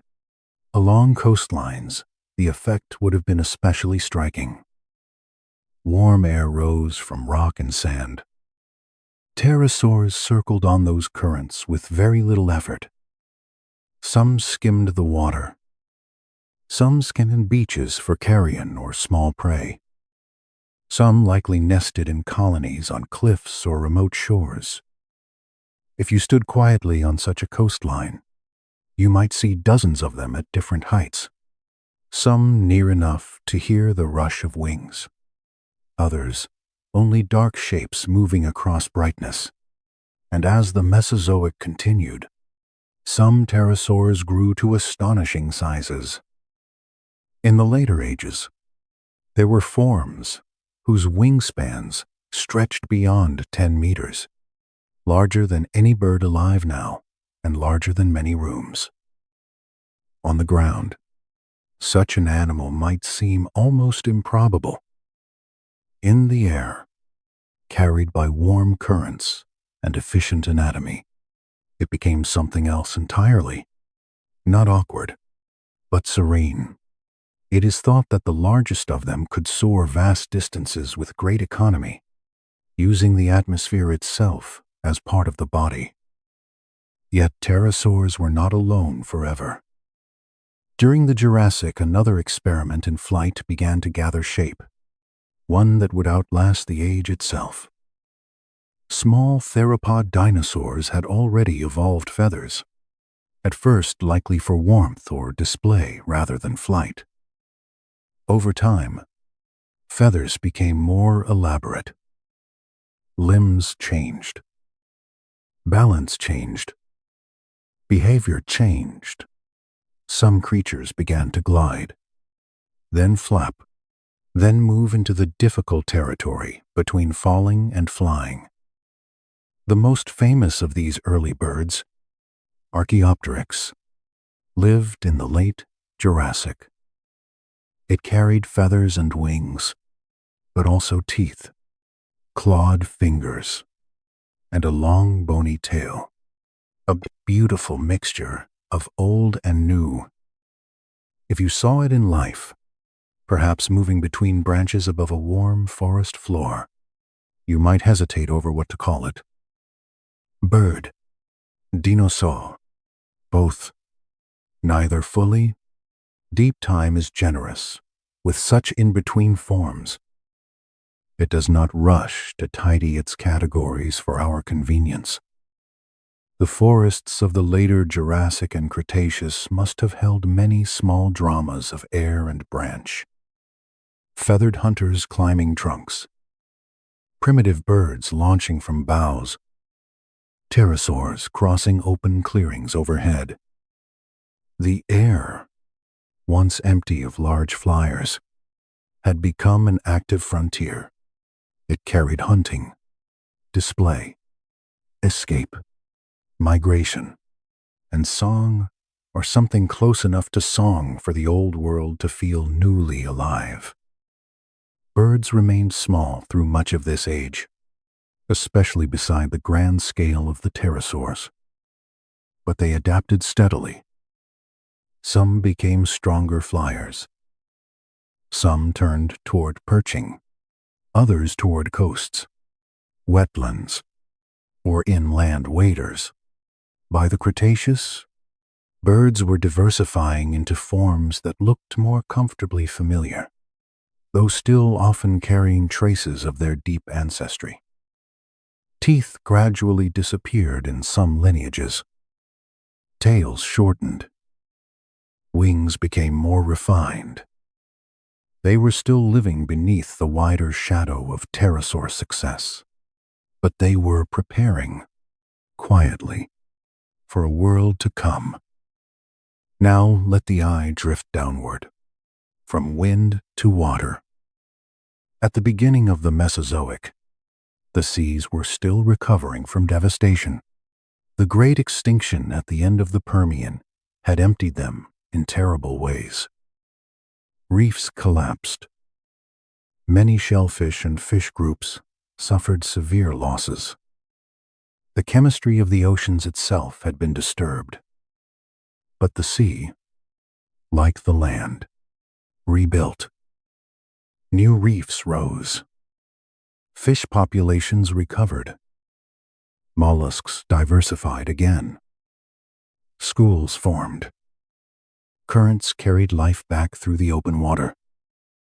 Marine reptiles entered this recovering world not as brief visitors, but as pioneers of a new way of living. Among the first and most successful were the ichthyosaurs.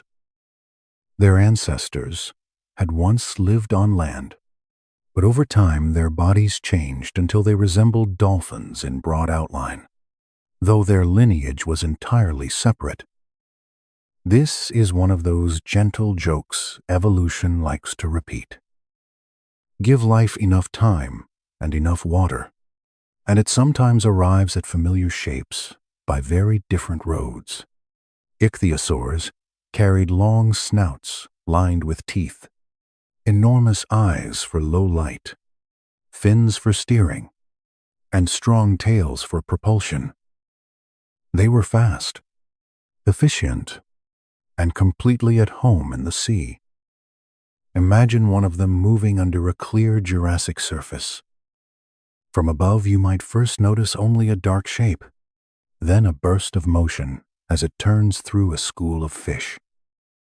Light breaks over its back in shifting patterns.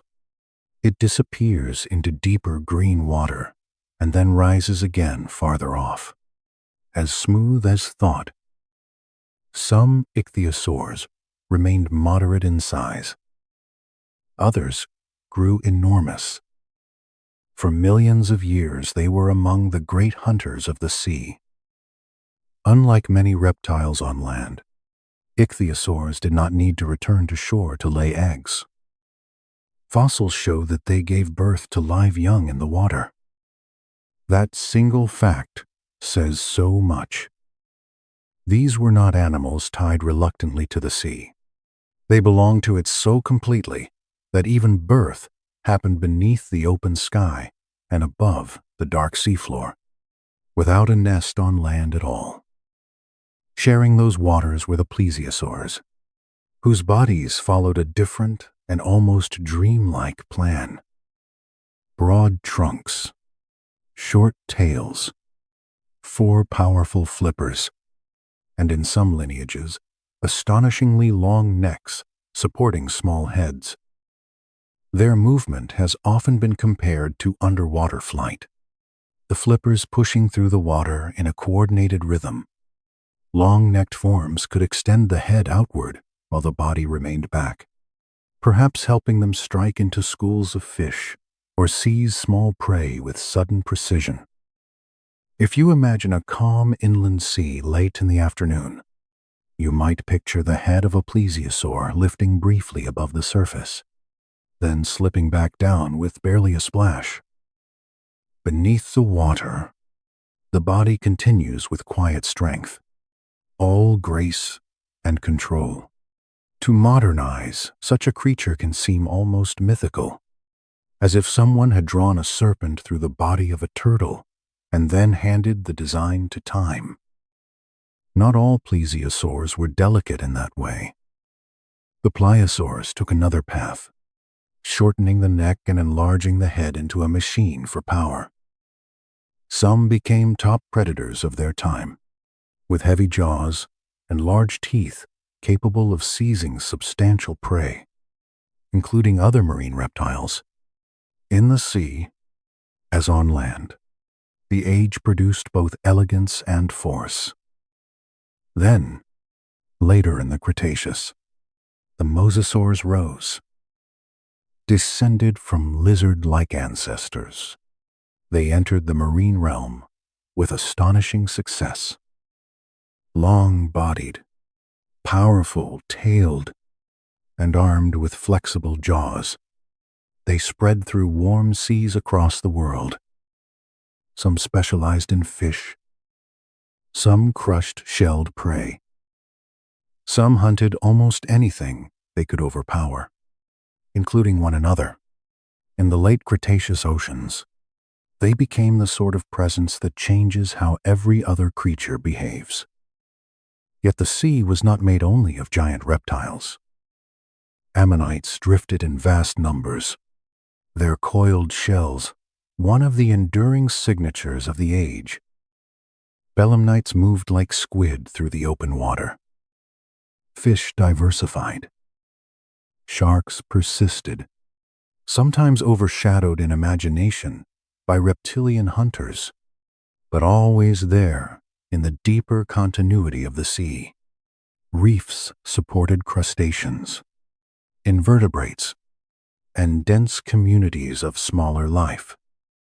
And beneath all of it floated the microscopic world of plankton, the tiny drifting forms that fed larger lives and left behind chalk and limestone across millions of years.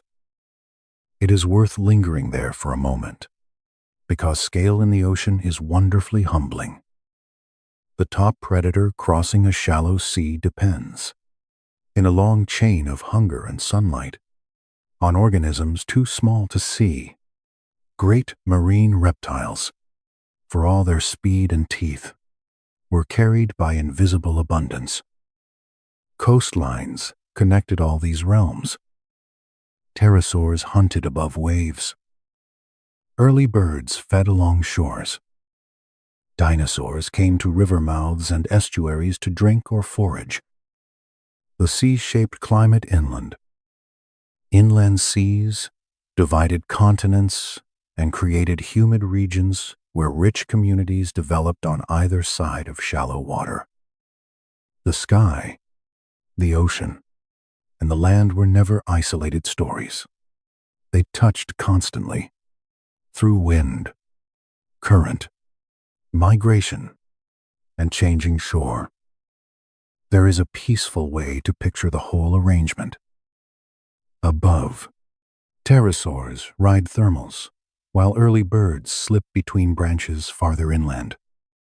Below, ichthyosaurs surge after fish, and plesiosaurs pass through shafts of green light.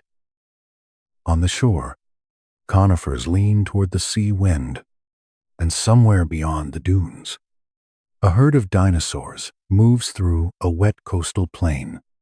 Everything is different from the present, and yet everything is recognizably Earth. Water still reflects the sky. Light still breaks on waves. Life still fills every opening it can find. And that may be the quiet lesson of these ancient skies and seas. The Mesozoic was not only an age of famous land animals, but an age in which life stretched itself into every available realm with patience and creativity. Wings lifted reptiles into the air. Fins and flippers returned them to the sea. Feathers began their long story. Currents carried hunters, prey, and tiny drifting worlds together under climates and changing continents. So as we move onward, we carry with us not just an image of forests and giants, but a fuller planet, a world with voices in the air, shadows beneath the waves, and shorelines where all three realms met.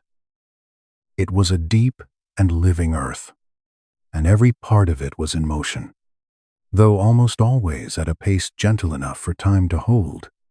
If we think of the Mesozoic only as a parade of animals moving through forests, plains, and shallow seas, we miss the deeper, quiet force beneath it all. The creatures of that age did not live on a fixed stage. The stage itself was always moving. Continents shifted. Mountains rose. Sea levels advanced and withdrew. Winds changed their paths. The chemistry of the air changed what plants could do, what animals could endure, and where entire ecosystems could spread. Beneath every footprint and above every canopy, the planet was rearranging itself with the kind of patience only geology possesses. At the beginning of the Mesozoic, nearly all the great landmasses were still joined in Pangaea. It is strange to picture a single vast continent stretching across so much of the globe, not because the idea is hard to understand, but because the emotional feel of it is so different from the world we know. A joined Earth has different distances, different coastlines, different climates. The interiors lie far from the sea and become drier, hotter, more extreme. Winds cross broader, uninterrupted spaces. Moisture gathers at edges and leaves other regions exposed. One arrangement of land changes everything else. If you looked down from high above during the early Triassic, you would see that enormous body of land bordered by great water, with mountain ranges, river systems, deserts, and coastal strips all held within a single connected mass.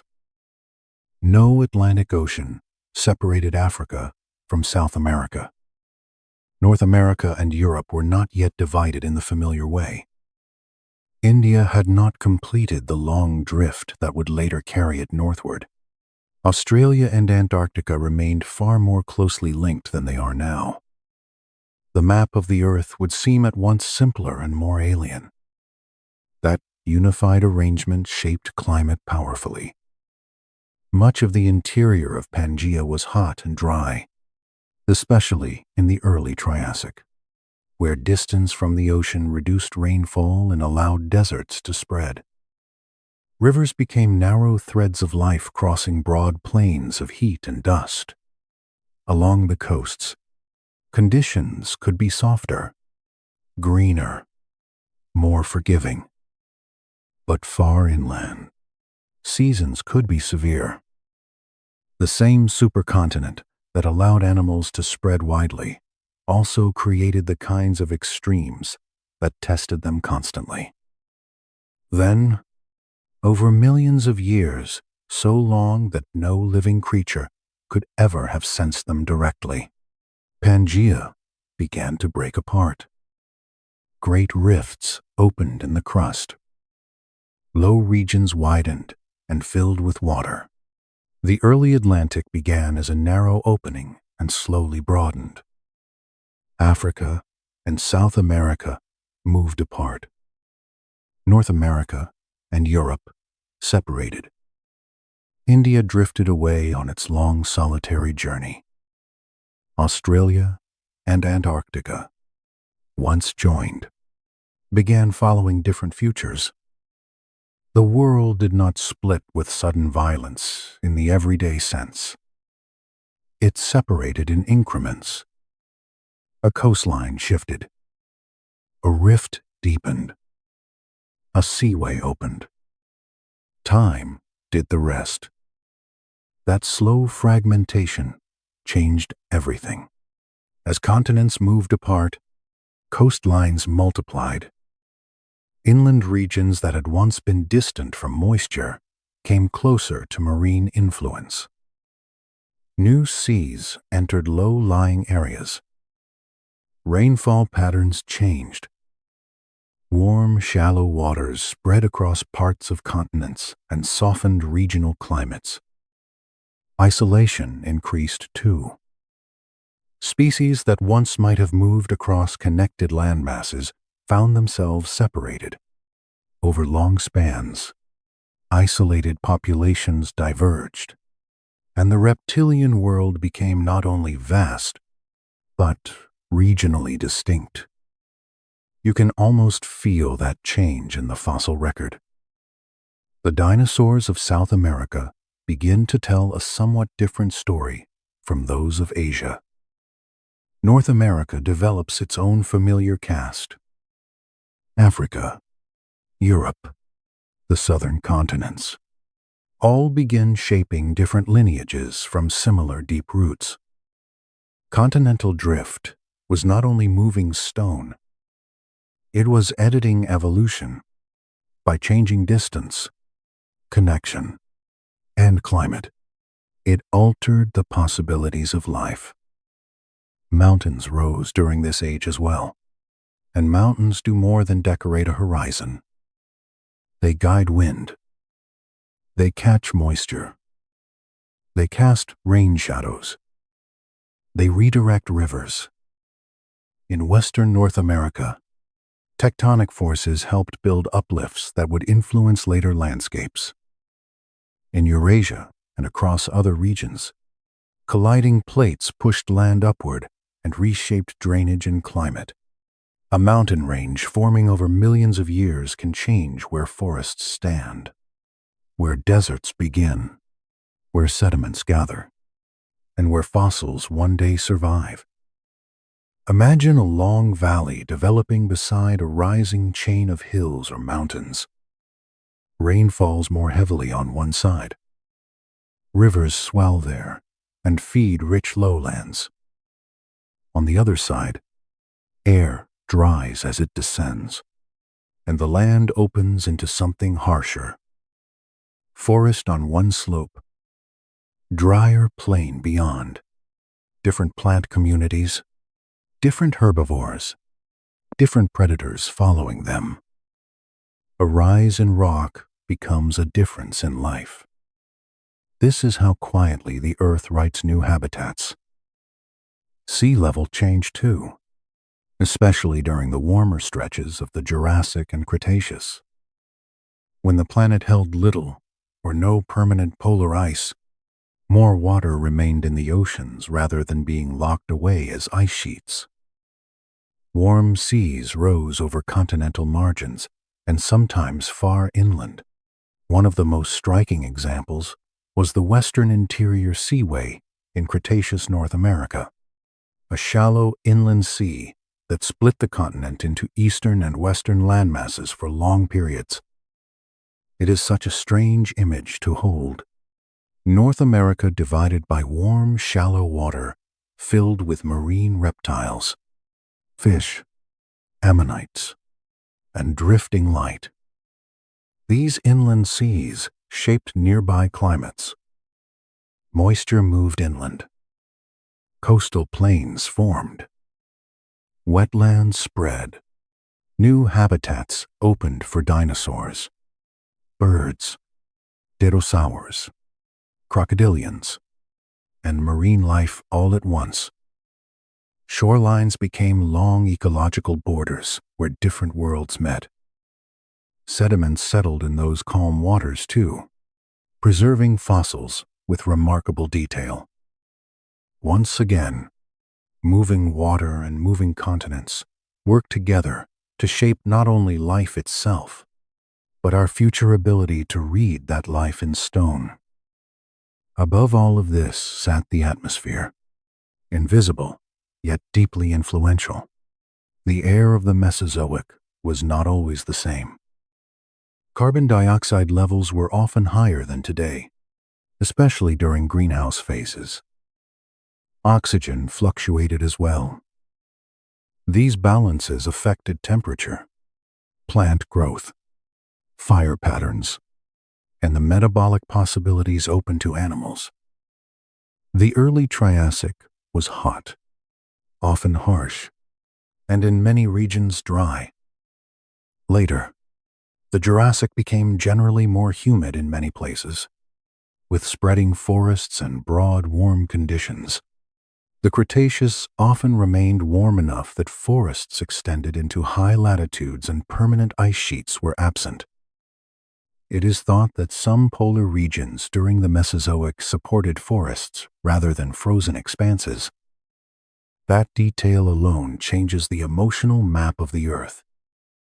To imagine conifers, ginkgos, and other plants growing in places that are now associated with ice and snow is to realize how different global warmth can make the planet feel. Dinosaurs lived in some of those far northern and southern forests too, adapting not to deep freeze, but to long periods of seasonal darkness. Storm systems would have reflected this greenhouse Earth. Warm temperatures mean more evaporation, and more evaporation means more moisture moving through the atmosphere. Seasonal rains, strong monsoons in some regions, humid coasts, and still arid continental interiors, all could exist within the same broad age, depending on geography and time. The Mesozoic climate was not one simple warm blanket. It was a varied world, with lush regions and harsh ones, with swamps, rivers, inland deserts, and rain-fed floodplains existing side by side. Volcanoes played a steady role in shaping that atmosphere. Throughout the Mesozoic, eruptions released gases that could warm the planet over long periods, while ash and sulfur sometimes cooled it more abruptly by dimming sunlight. Massive volcanic provinces appeared near key transitions, including the end of the Triassic and the end of the Cretaceous. These eruptions did not simply paint the sky for a season. They altered chemistry, climate, rainfall, and the stress placed on ecosystems. Earth below and Earth above were always in conversation. The air itself might even have smelled different from ours in subtle but constant ways. Warm conifer forests, verne-rich wetlands, volcanic regions, and later landscapes with flowering plants would each have carried their own scent. Resin, damp soil, spoas, sap, bitterness from plant defenses, then later traces of sweetness from blossoms. To breathe in, the Mesozoic was to breathe an atmosphere shaped not only by gases, but by an entirely different living world. Even ocean currents were transformed by continental motion. As land masses separated, water found new paths, Currents carried warmth differently around the globe. Coastlines facing certain seas became wetter or drier, depending on circulation and prevailing wind. Climate is never only a matter of temperature. It is movement, water, pressure, rotation, stone, and sunlight working together. The Mesozoic reminds us of this with unusual clarity, because the map itself was changing so much beneath the weather. There is something calming in all of this once the scale settles into the mind. The dinosaurs, the forests, the flying reptiles, the marine hunters, none of them existed apart from the Earth system that held them.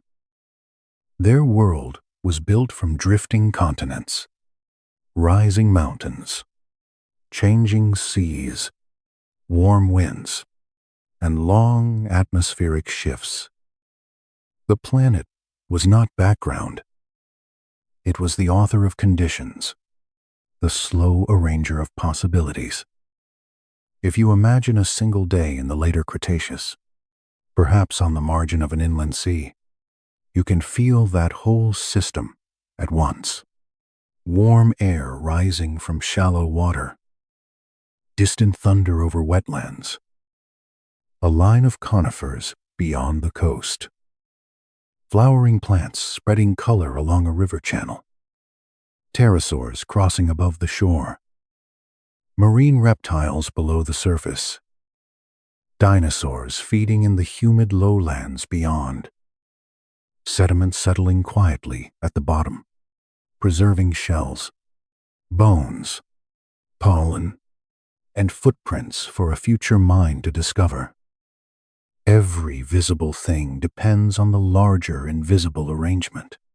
And so the Mesozoic was not only an age of creatures, it was an age of a moving earth. Land separating, seas entering, mountains lifting, climates shifting, air changing, water circulating, all slowly, all constantly, all powerful enough to guide the course of life without ever needing to hurry. The rocks beneath the animals were never still. The sky above them was never passive. The age unfolded because the planet itself kept unfolding. When we carry that thought into the closing of the Mesozoic, it helps us understand something important. Worlds built over millions of years can also be altered by forces from beneath and beyond.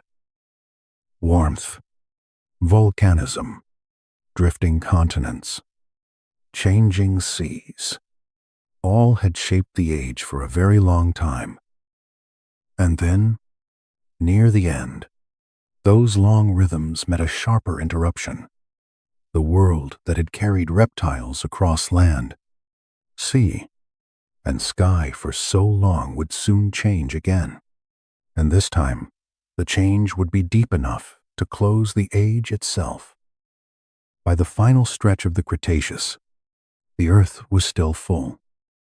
Forests spread across warm regions. Flowering plants had become an established part of many landscapes. Dinosaurs walked through wetlands, coastal plains, river valleys, uplands, and forests with the ordinary confidence of long success. Pterosaurs still crossed the sky. Birds were becoming more varied. In the seas, mosasaurs moved through broad waters while ammonites drifted in abundance. Nothing in the everyday rhythm of such a world would have suggested that its long age was almost over. That is one of the strangest things about extinction on a planetary scale. It does not announce itself to the creatures living inside it. A hadrosaur feeding at the edge of a river does not know it is near the end of anything. A pterosaur riding evening air over the coast does not carry a sense of final chapter. Life continues in the ordinary language of hunger, nesting, growth, migration, rain, warmth, and light. The age only looks like an ending from very far away. And the late Mesozoic remained beautiful in its own calm way. Warm seas spread across parts of the world. Forests reached into high latitudes where winter darkness came without the deep cold we know today. Flowering plants added new color and scent to landscapes once dominated entirely by older green worlds. Insects worked among blossoms. Birds refined their flight. Mammals remained mostly small, but increasingly adaptable. The world was not declining into emptiness. It was active, rich, and layered. Yet beneath that apparent continuity, pressure was building. Volcanic activity intensified near the end of the Cretaceous, especially in the region that is now India, where immense eruptions formed what we call the Deccan Traps. Over long stretches of time, lava poured across enormous areas. Gases entered the atmosphere. Climate and ocean chemistry were affected. It is thought that these eruptions may have stressed ecosystems before the final blow arrived. The Earth had always been restless beneath the Mesozoic, and in its closing chapter that restlessness became harder for living systems to ignore. Then came the asteroid. About 66 million years ago, a large space rock struck the Earth near what is now the Yucatan Peninsula. The impact released energy on a scale beyond ordinary imagination. But in a sleep documentary, it helps not to dwell on the violence itself so much as on what followed in the sky, in the light, in the temperature of the world.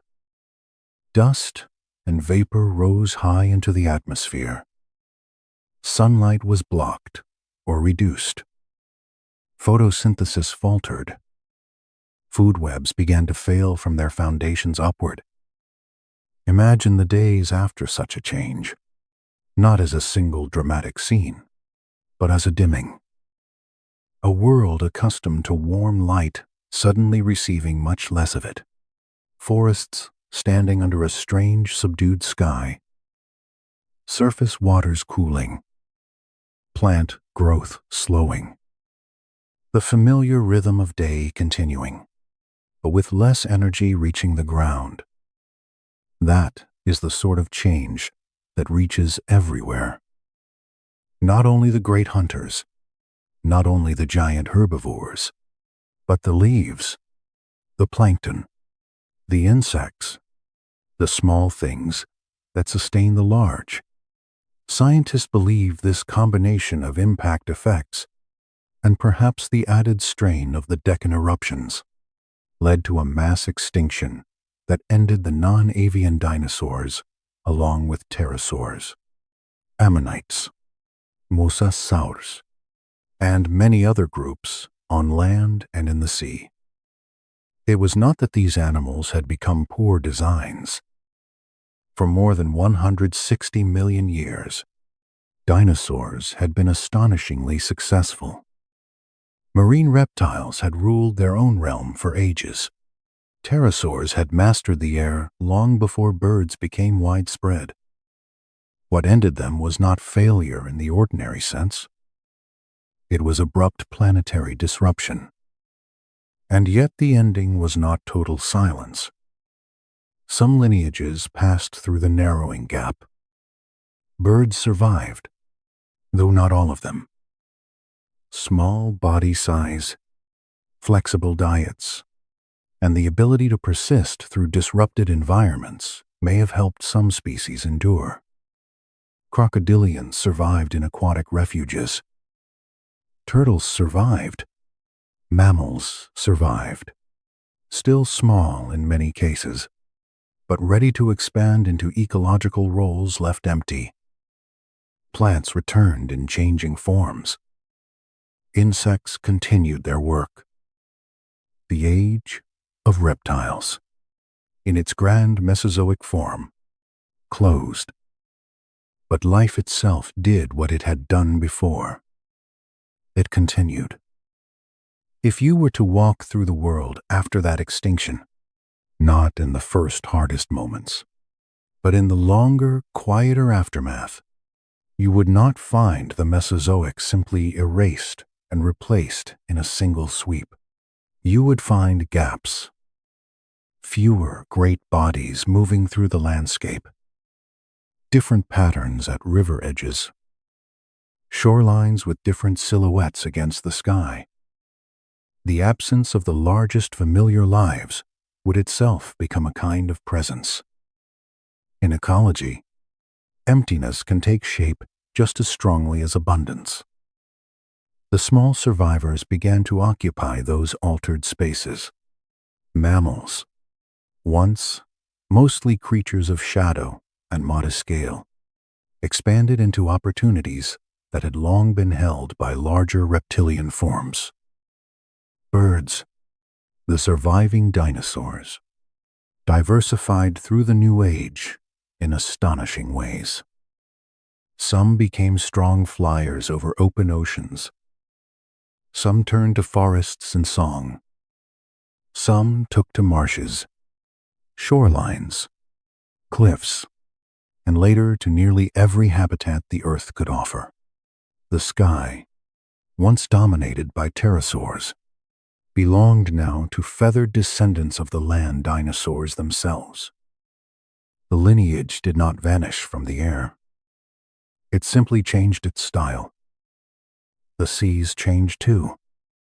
Marine reptiles disappeared, leaving ecological room that later fish, sharks, and much later, marine mammals would fill in different ways. The ammonites, so long a familiar spiral presence, were gone. Reef communities were altered. Currents continued, as always, but the visible actors within them had changed. An ocean can seem eternal when one watches only the waves, yet its living cast is always changing in the depths below. The land flora also carried the story forward. Flowering plants, already rising in the late Cretaceous, continued to spread and transform ecosystems in the ages that followed. Forest canopies changed. Fruit and seed relationships expanded. Insect partnerships deepened. The sweet scents and bright colors that had entered the world in the later Mesozoic became even more influential afterward. There is something deeply humbling in that pattern. The earth does not preserve ages forever, no matter how long they seem from our point of view. The Mesozoic lasted nearly 186 million years, a span so immense that human history barely registers beside it. Yet even that long chapter ended. The great herds vanished. The giant shadows over floodplains disappeared. The largest pterosaurs no longer crossed the evening sky. Marine reptiles fell from the warm inland seas. The age closed, and another began. Still, it did not disappear completely. The Mesozoic remains around us in fragments, in descendants, in structures that persist through deep time. Every bird is part of that continuity. Not merely a distant reminder, but a living thread from the dinosaur lineage itself. The shape of a bird lung, the hollowing of bone, the arrangement of feathers, all of it carries deep ancestry within it. The next time a bird crosses a quiet morning sky, it is worth remembering that the age of dinosaurs never vanished entirely. Some part of it kept flying. Plants carry that memory too. Ginkgos still grow, their fan-shaped leaves much as they were long ago. Conifers remain in many forests. Ferns still unfurl from the ground in familiar spirals. Horsetails persist in damp places, with forms that would not be entirely out of place beside a Jurassic stream. Cycads, though rarer now, continue as living relics of a much older green world. Walk through a garden or woodland with patient eyes, and the ancient world begins to show itself. The rocks remember more directly. Layers of sediment preserve footprints, pollen grass, shells, feathers, bones, and teeth. Volcanic ash records moments of burial and change. Ancient seabeds rise to become cliffs and plains. Petrified wood keeps the shape of trunks that once stood in Mesozoic light. Chalk deposits speak of plankton drifting through ancient seas. Every fossil is a quiet interruption in time, a place where the earth paused just enough for us to notice what passed. There is a gentle beauty in that. The past is not truly gone. It is folded into the present.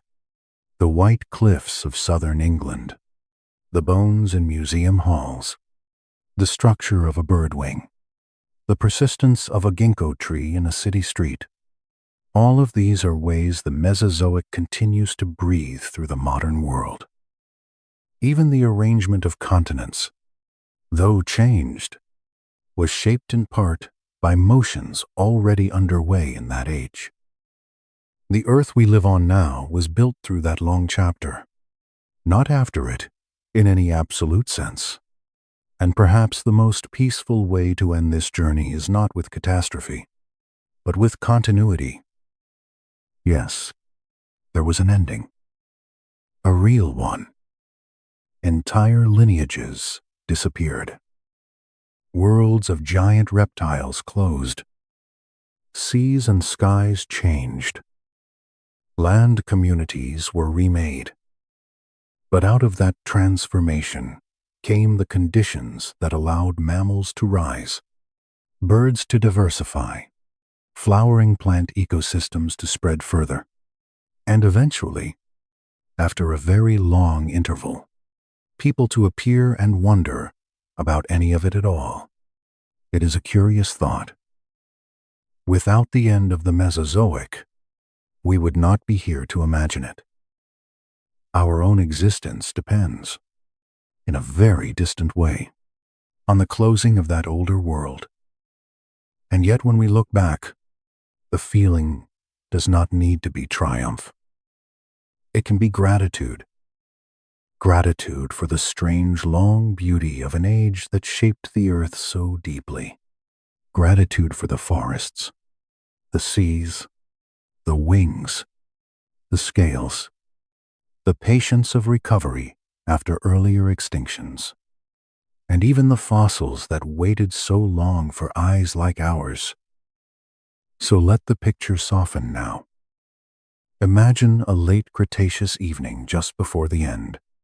Warm light resting on a river plain. Flowering plants brighten the edges of water.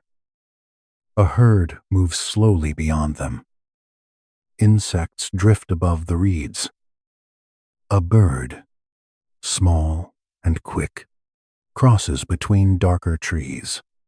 Far away, perhaps, a pterosaur glides for the last time over a calm stretch of coast.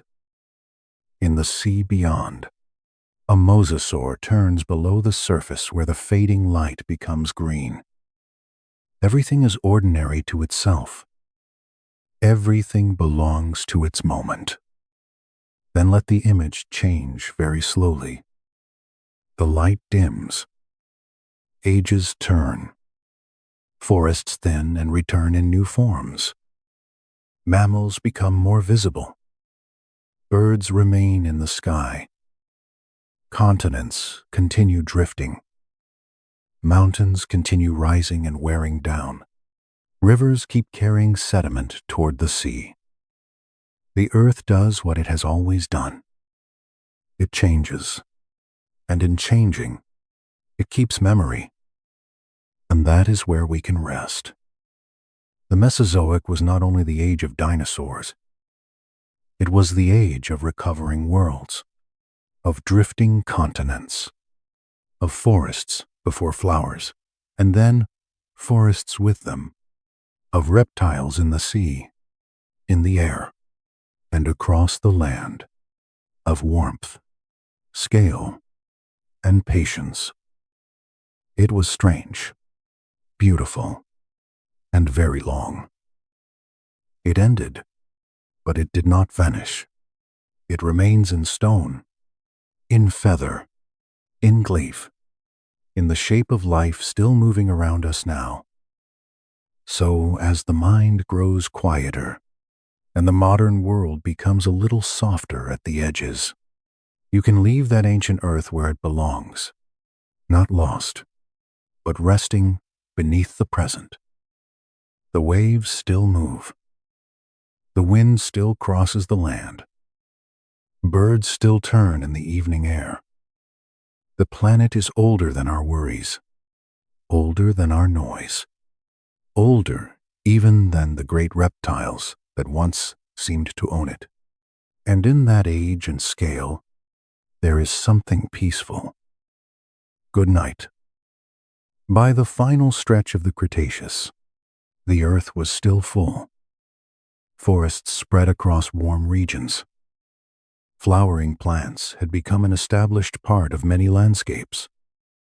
Dinosaurs walked through wetlands, coastal plains, river valleys, uplands, and forests with the ordinary confidence of long success.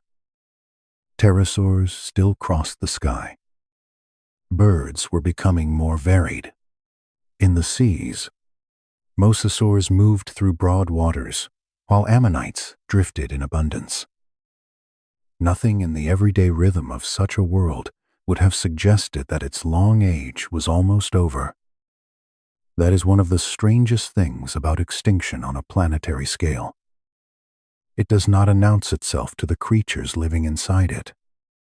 A hadrosaur feeding at the edge of a river does not know it is near the end of anything. A pterosaur riding evening air over the coast does not carry a sense of final chapter.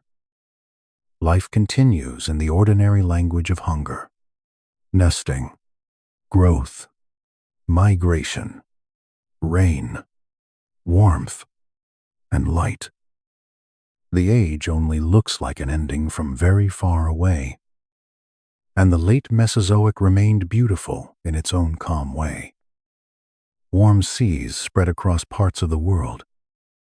Forests reached into high latitudes where winter darkness came without the deep cold we know today. Flowering plants added new color and scent to landscapes once dominated entirely by older green worlds. Insects worked among blossoms. Birds refined their flight. Mammals remained mostly small, but increasingly adaptable. The world was not declining into emptiness. It was active, rich, and layered. Yet beneath that apparent continuity, pressure was building. Volcanic activity intensified near the end of the Cretaceous, especially in the region that is now India, where immense eruptions formed what we call the Deccan Traps. Over long stretches of time, lava poured across enormous areas. Gases entered the atmosphere. Climate and ocean chemistry were affected. It is thought that these eruptions may have stressed ecosystems before the final blow arrived. The Earth had always been restless beneath the Mesozoic, and in its closing chapter that restlessness became harder for living systems to ignore. Then came the asteroid. About 66 million years ago, a large space rock struck the Earth near what is now the Yucatan Peninsula. The impact released energy on a scale beyond ordinary imagination. But in a sleep documentary, it helps not to dwell on the violence itself so much as on what followed in the sky, in the light, in the temperature of the world. Dust and vapor rose high into the atmosphere. Sunlight was blocked or reduced. Photosynthesis faltered. Food webs began to fail from their foundations upward. Imagine the days after such a change, not as a single dramatic scene, but as a dimming. A world accustomed to warm light, suddenly receiving much less of it. Forests standing under a strange, subdued sky. Surface waters cooling. Plant growth slowing. The familiar rhythm of day continuing, but with less energy reaching the ground. That is the sort of change that reaches everywhere. Not only the great hunters, not only the giant herbivores, but the leaves, the plankton, the insects, the small things that sustain the large. Scientists believe this combination of impact effects and perhaps the added strain of the Deccan eruptions led to a mass extinction that ended the non-avian dinosaurs along with pterosaurs, ammonites, mosasaurs, and many other groups on land and in the sea. It was not that these animals had become poor designs. For more than 160 million years, dinosaurs had been astonishingly successful. Marine reptiles had ruled their own realm for ages. Pterosaurs had mastered the air long before birds became widespread. What ended them was not failure in the ordinary sense. It was abrupt planetary disruption. And yet, the ending was not total silence. Some lineages passed through the narrowing gap. Birds survived, though not all of them. Small body size, flexible diets, and the ability to persist through disrupted environments may have helped some species endure. Crocodilians survived in aquatic refuges. Turtles survived. Mammals survived. Still small in many cases, but ready to expand into ecological roles, left empty. Plants returned in changing forms. Insects continued their work. The age of reptiles, in its grand Mesozoic form, closed. But life itself did what it had done before. It continued. If you were to walk through the world after that extinction, not in the first hardest moments, but in the longer, quieter aftermath, you would not find the Mesozoic simply erased and replaced in a single sweep. You would find gaps. Fewer great bodies moving through the landscape. Different patterns at river edges. Shorelines with different silhouettes against the sky. The absence of the largest familiar lives would itself become a kind of presence. In ecology, emptiness can take shape just as strongly as abundance. The small survivors began to occupy those altered spaces. Mammals, once mostly creatures of shadow and modest scale, expanded into opportunities that had long been held by larger reptilian forms. Birds, the surviving dinosaurs, diversified through the new age in astonishing ways. Some became strong flyers over open oceans. Some turned to forests and song. Some took to marshes, shorelines, cliffs, and later to nearly every habitat the earth could offer.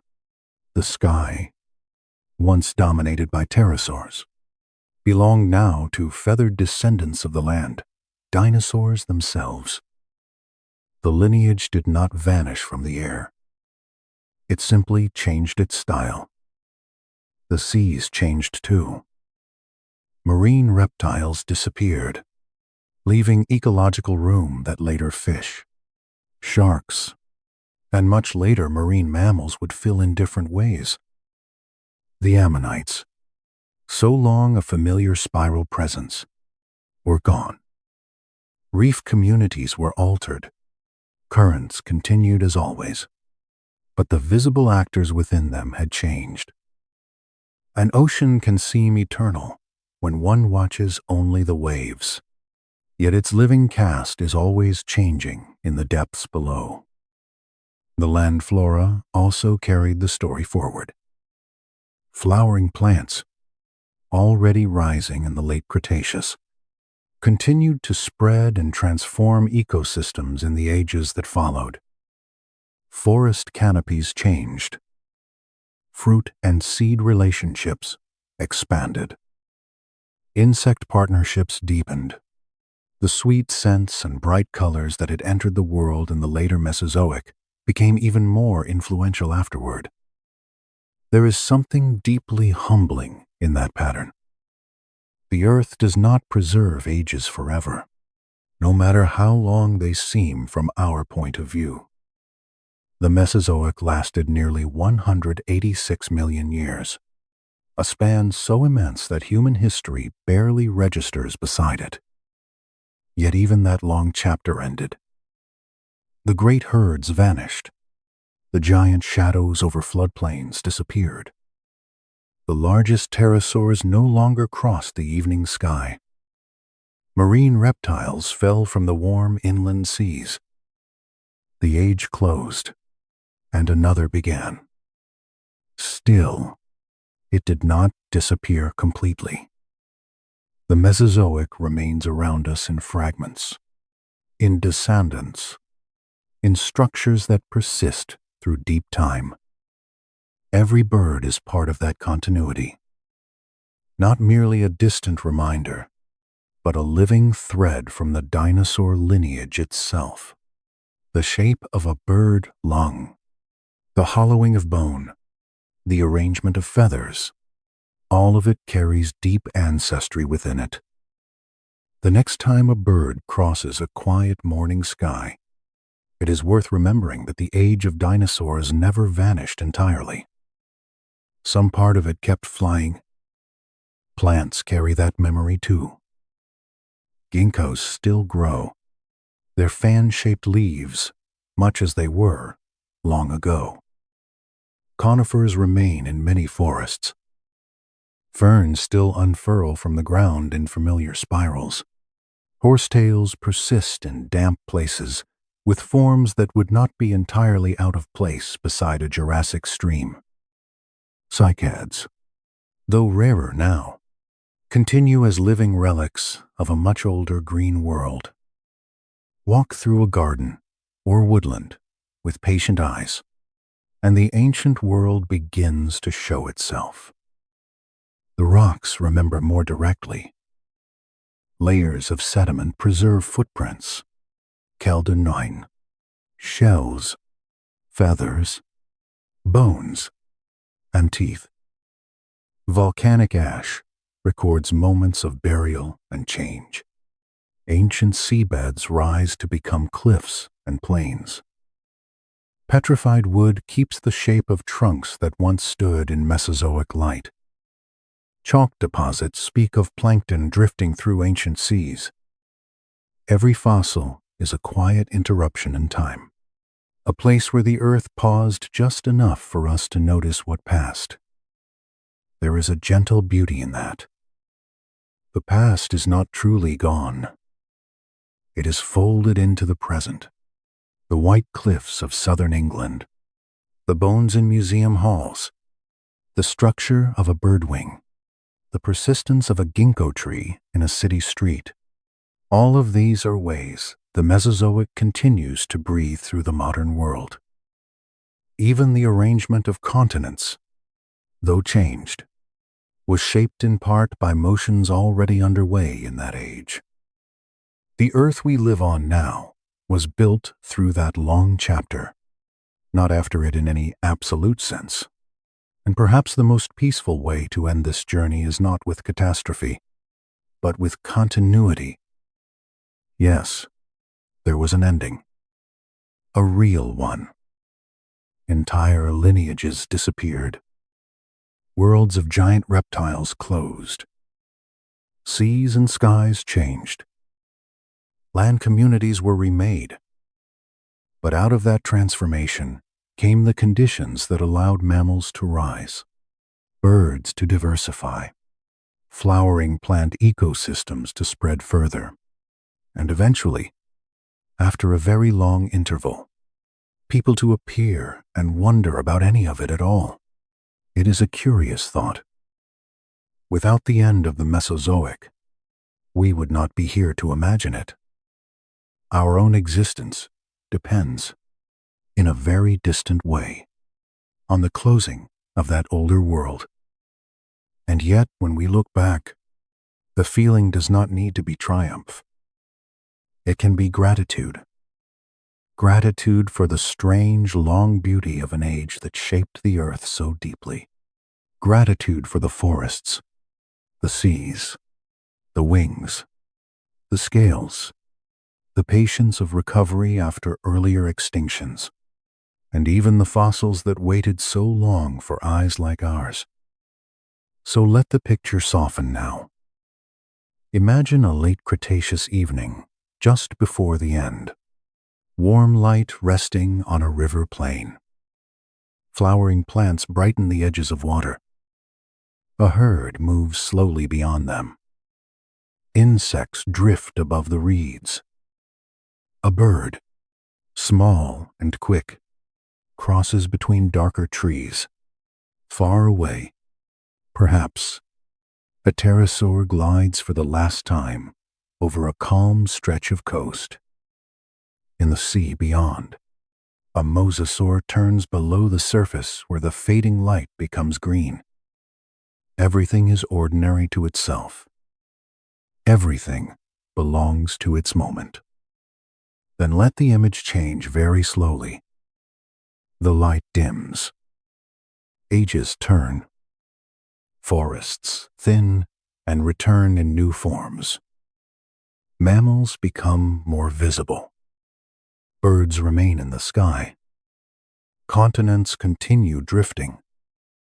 Mountains continue rising and wearing down. Rivers keep carrying sediment toward the sea.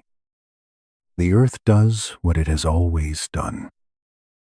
It changes, and in changing, it keeps memory. And that is where we can rest. The Mesozoic was not only the age of dinosaurs, it was the age of recovering worlds, of drifting continents, of forests before flowers, and then forests with them, of reptiles in the sea, in the air, and across the land, of warmth, scale, and patience. It was strange, beautiful, and very long. It ended, but it did not vanish. It remains in stone, in feather, in leaf, in the shape of life still moving around us now.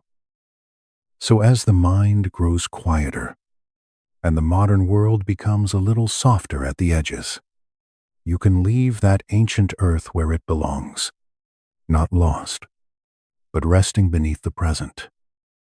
The waves still move. The wind still crosses the land. Birds still turn in the evening air. The planet is older than our worries, older than our noise, older even than the great reptiles that once seemed to own it. And in that age and scale, there is something peaceful. Good night.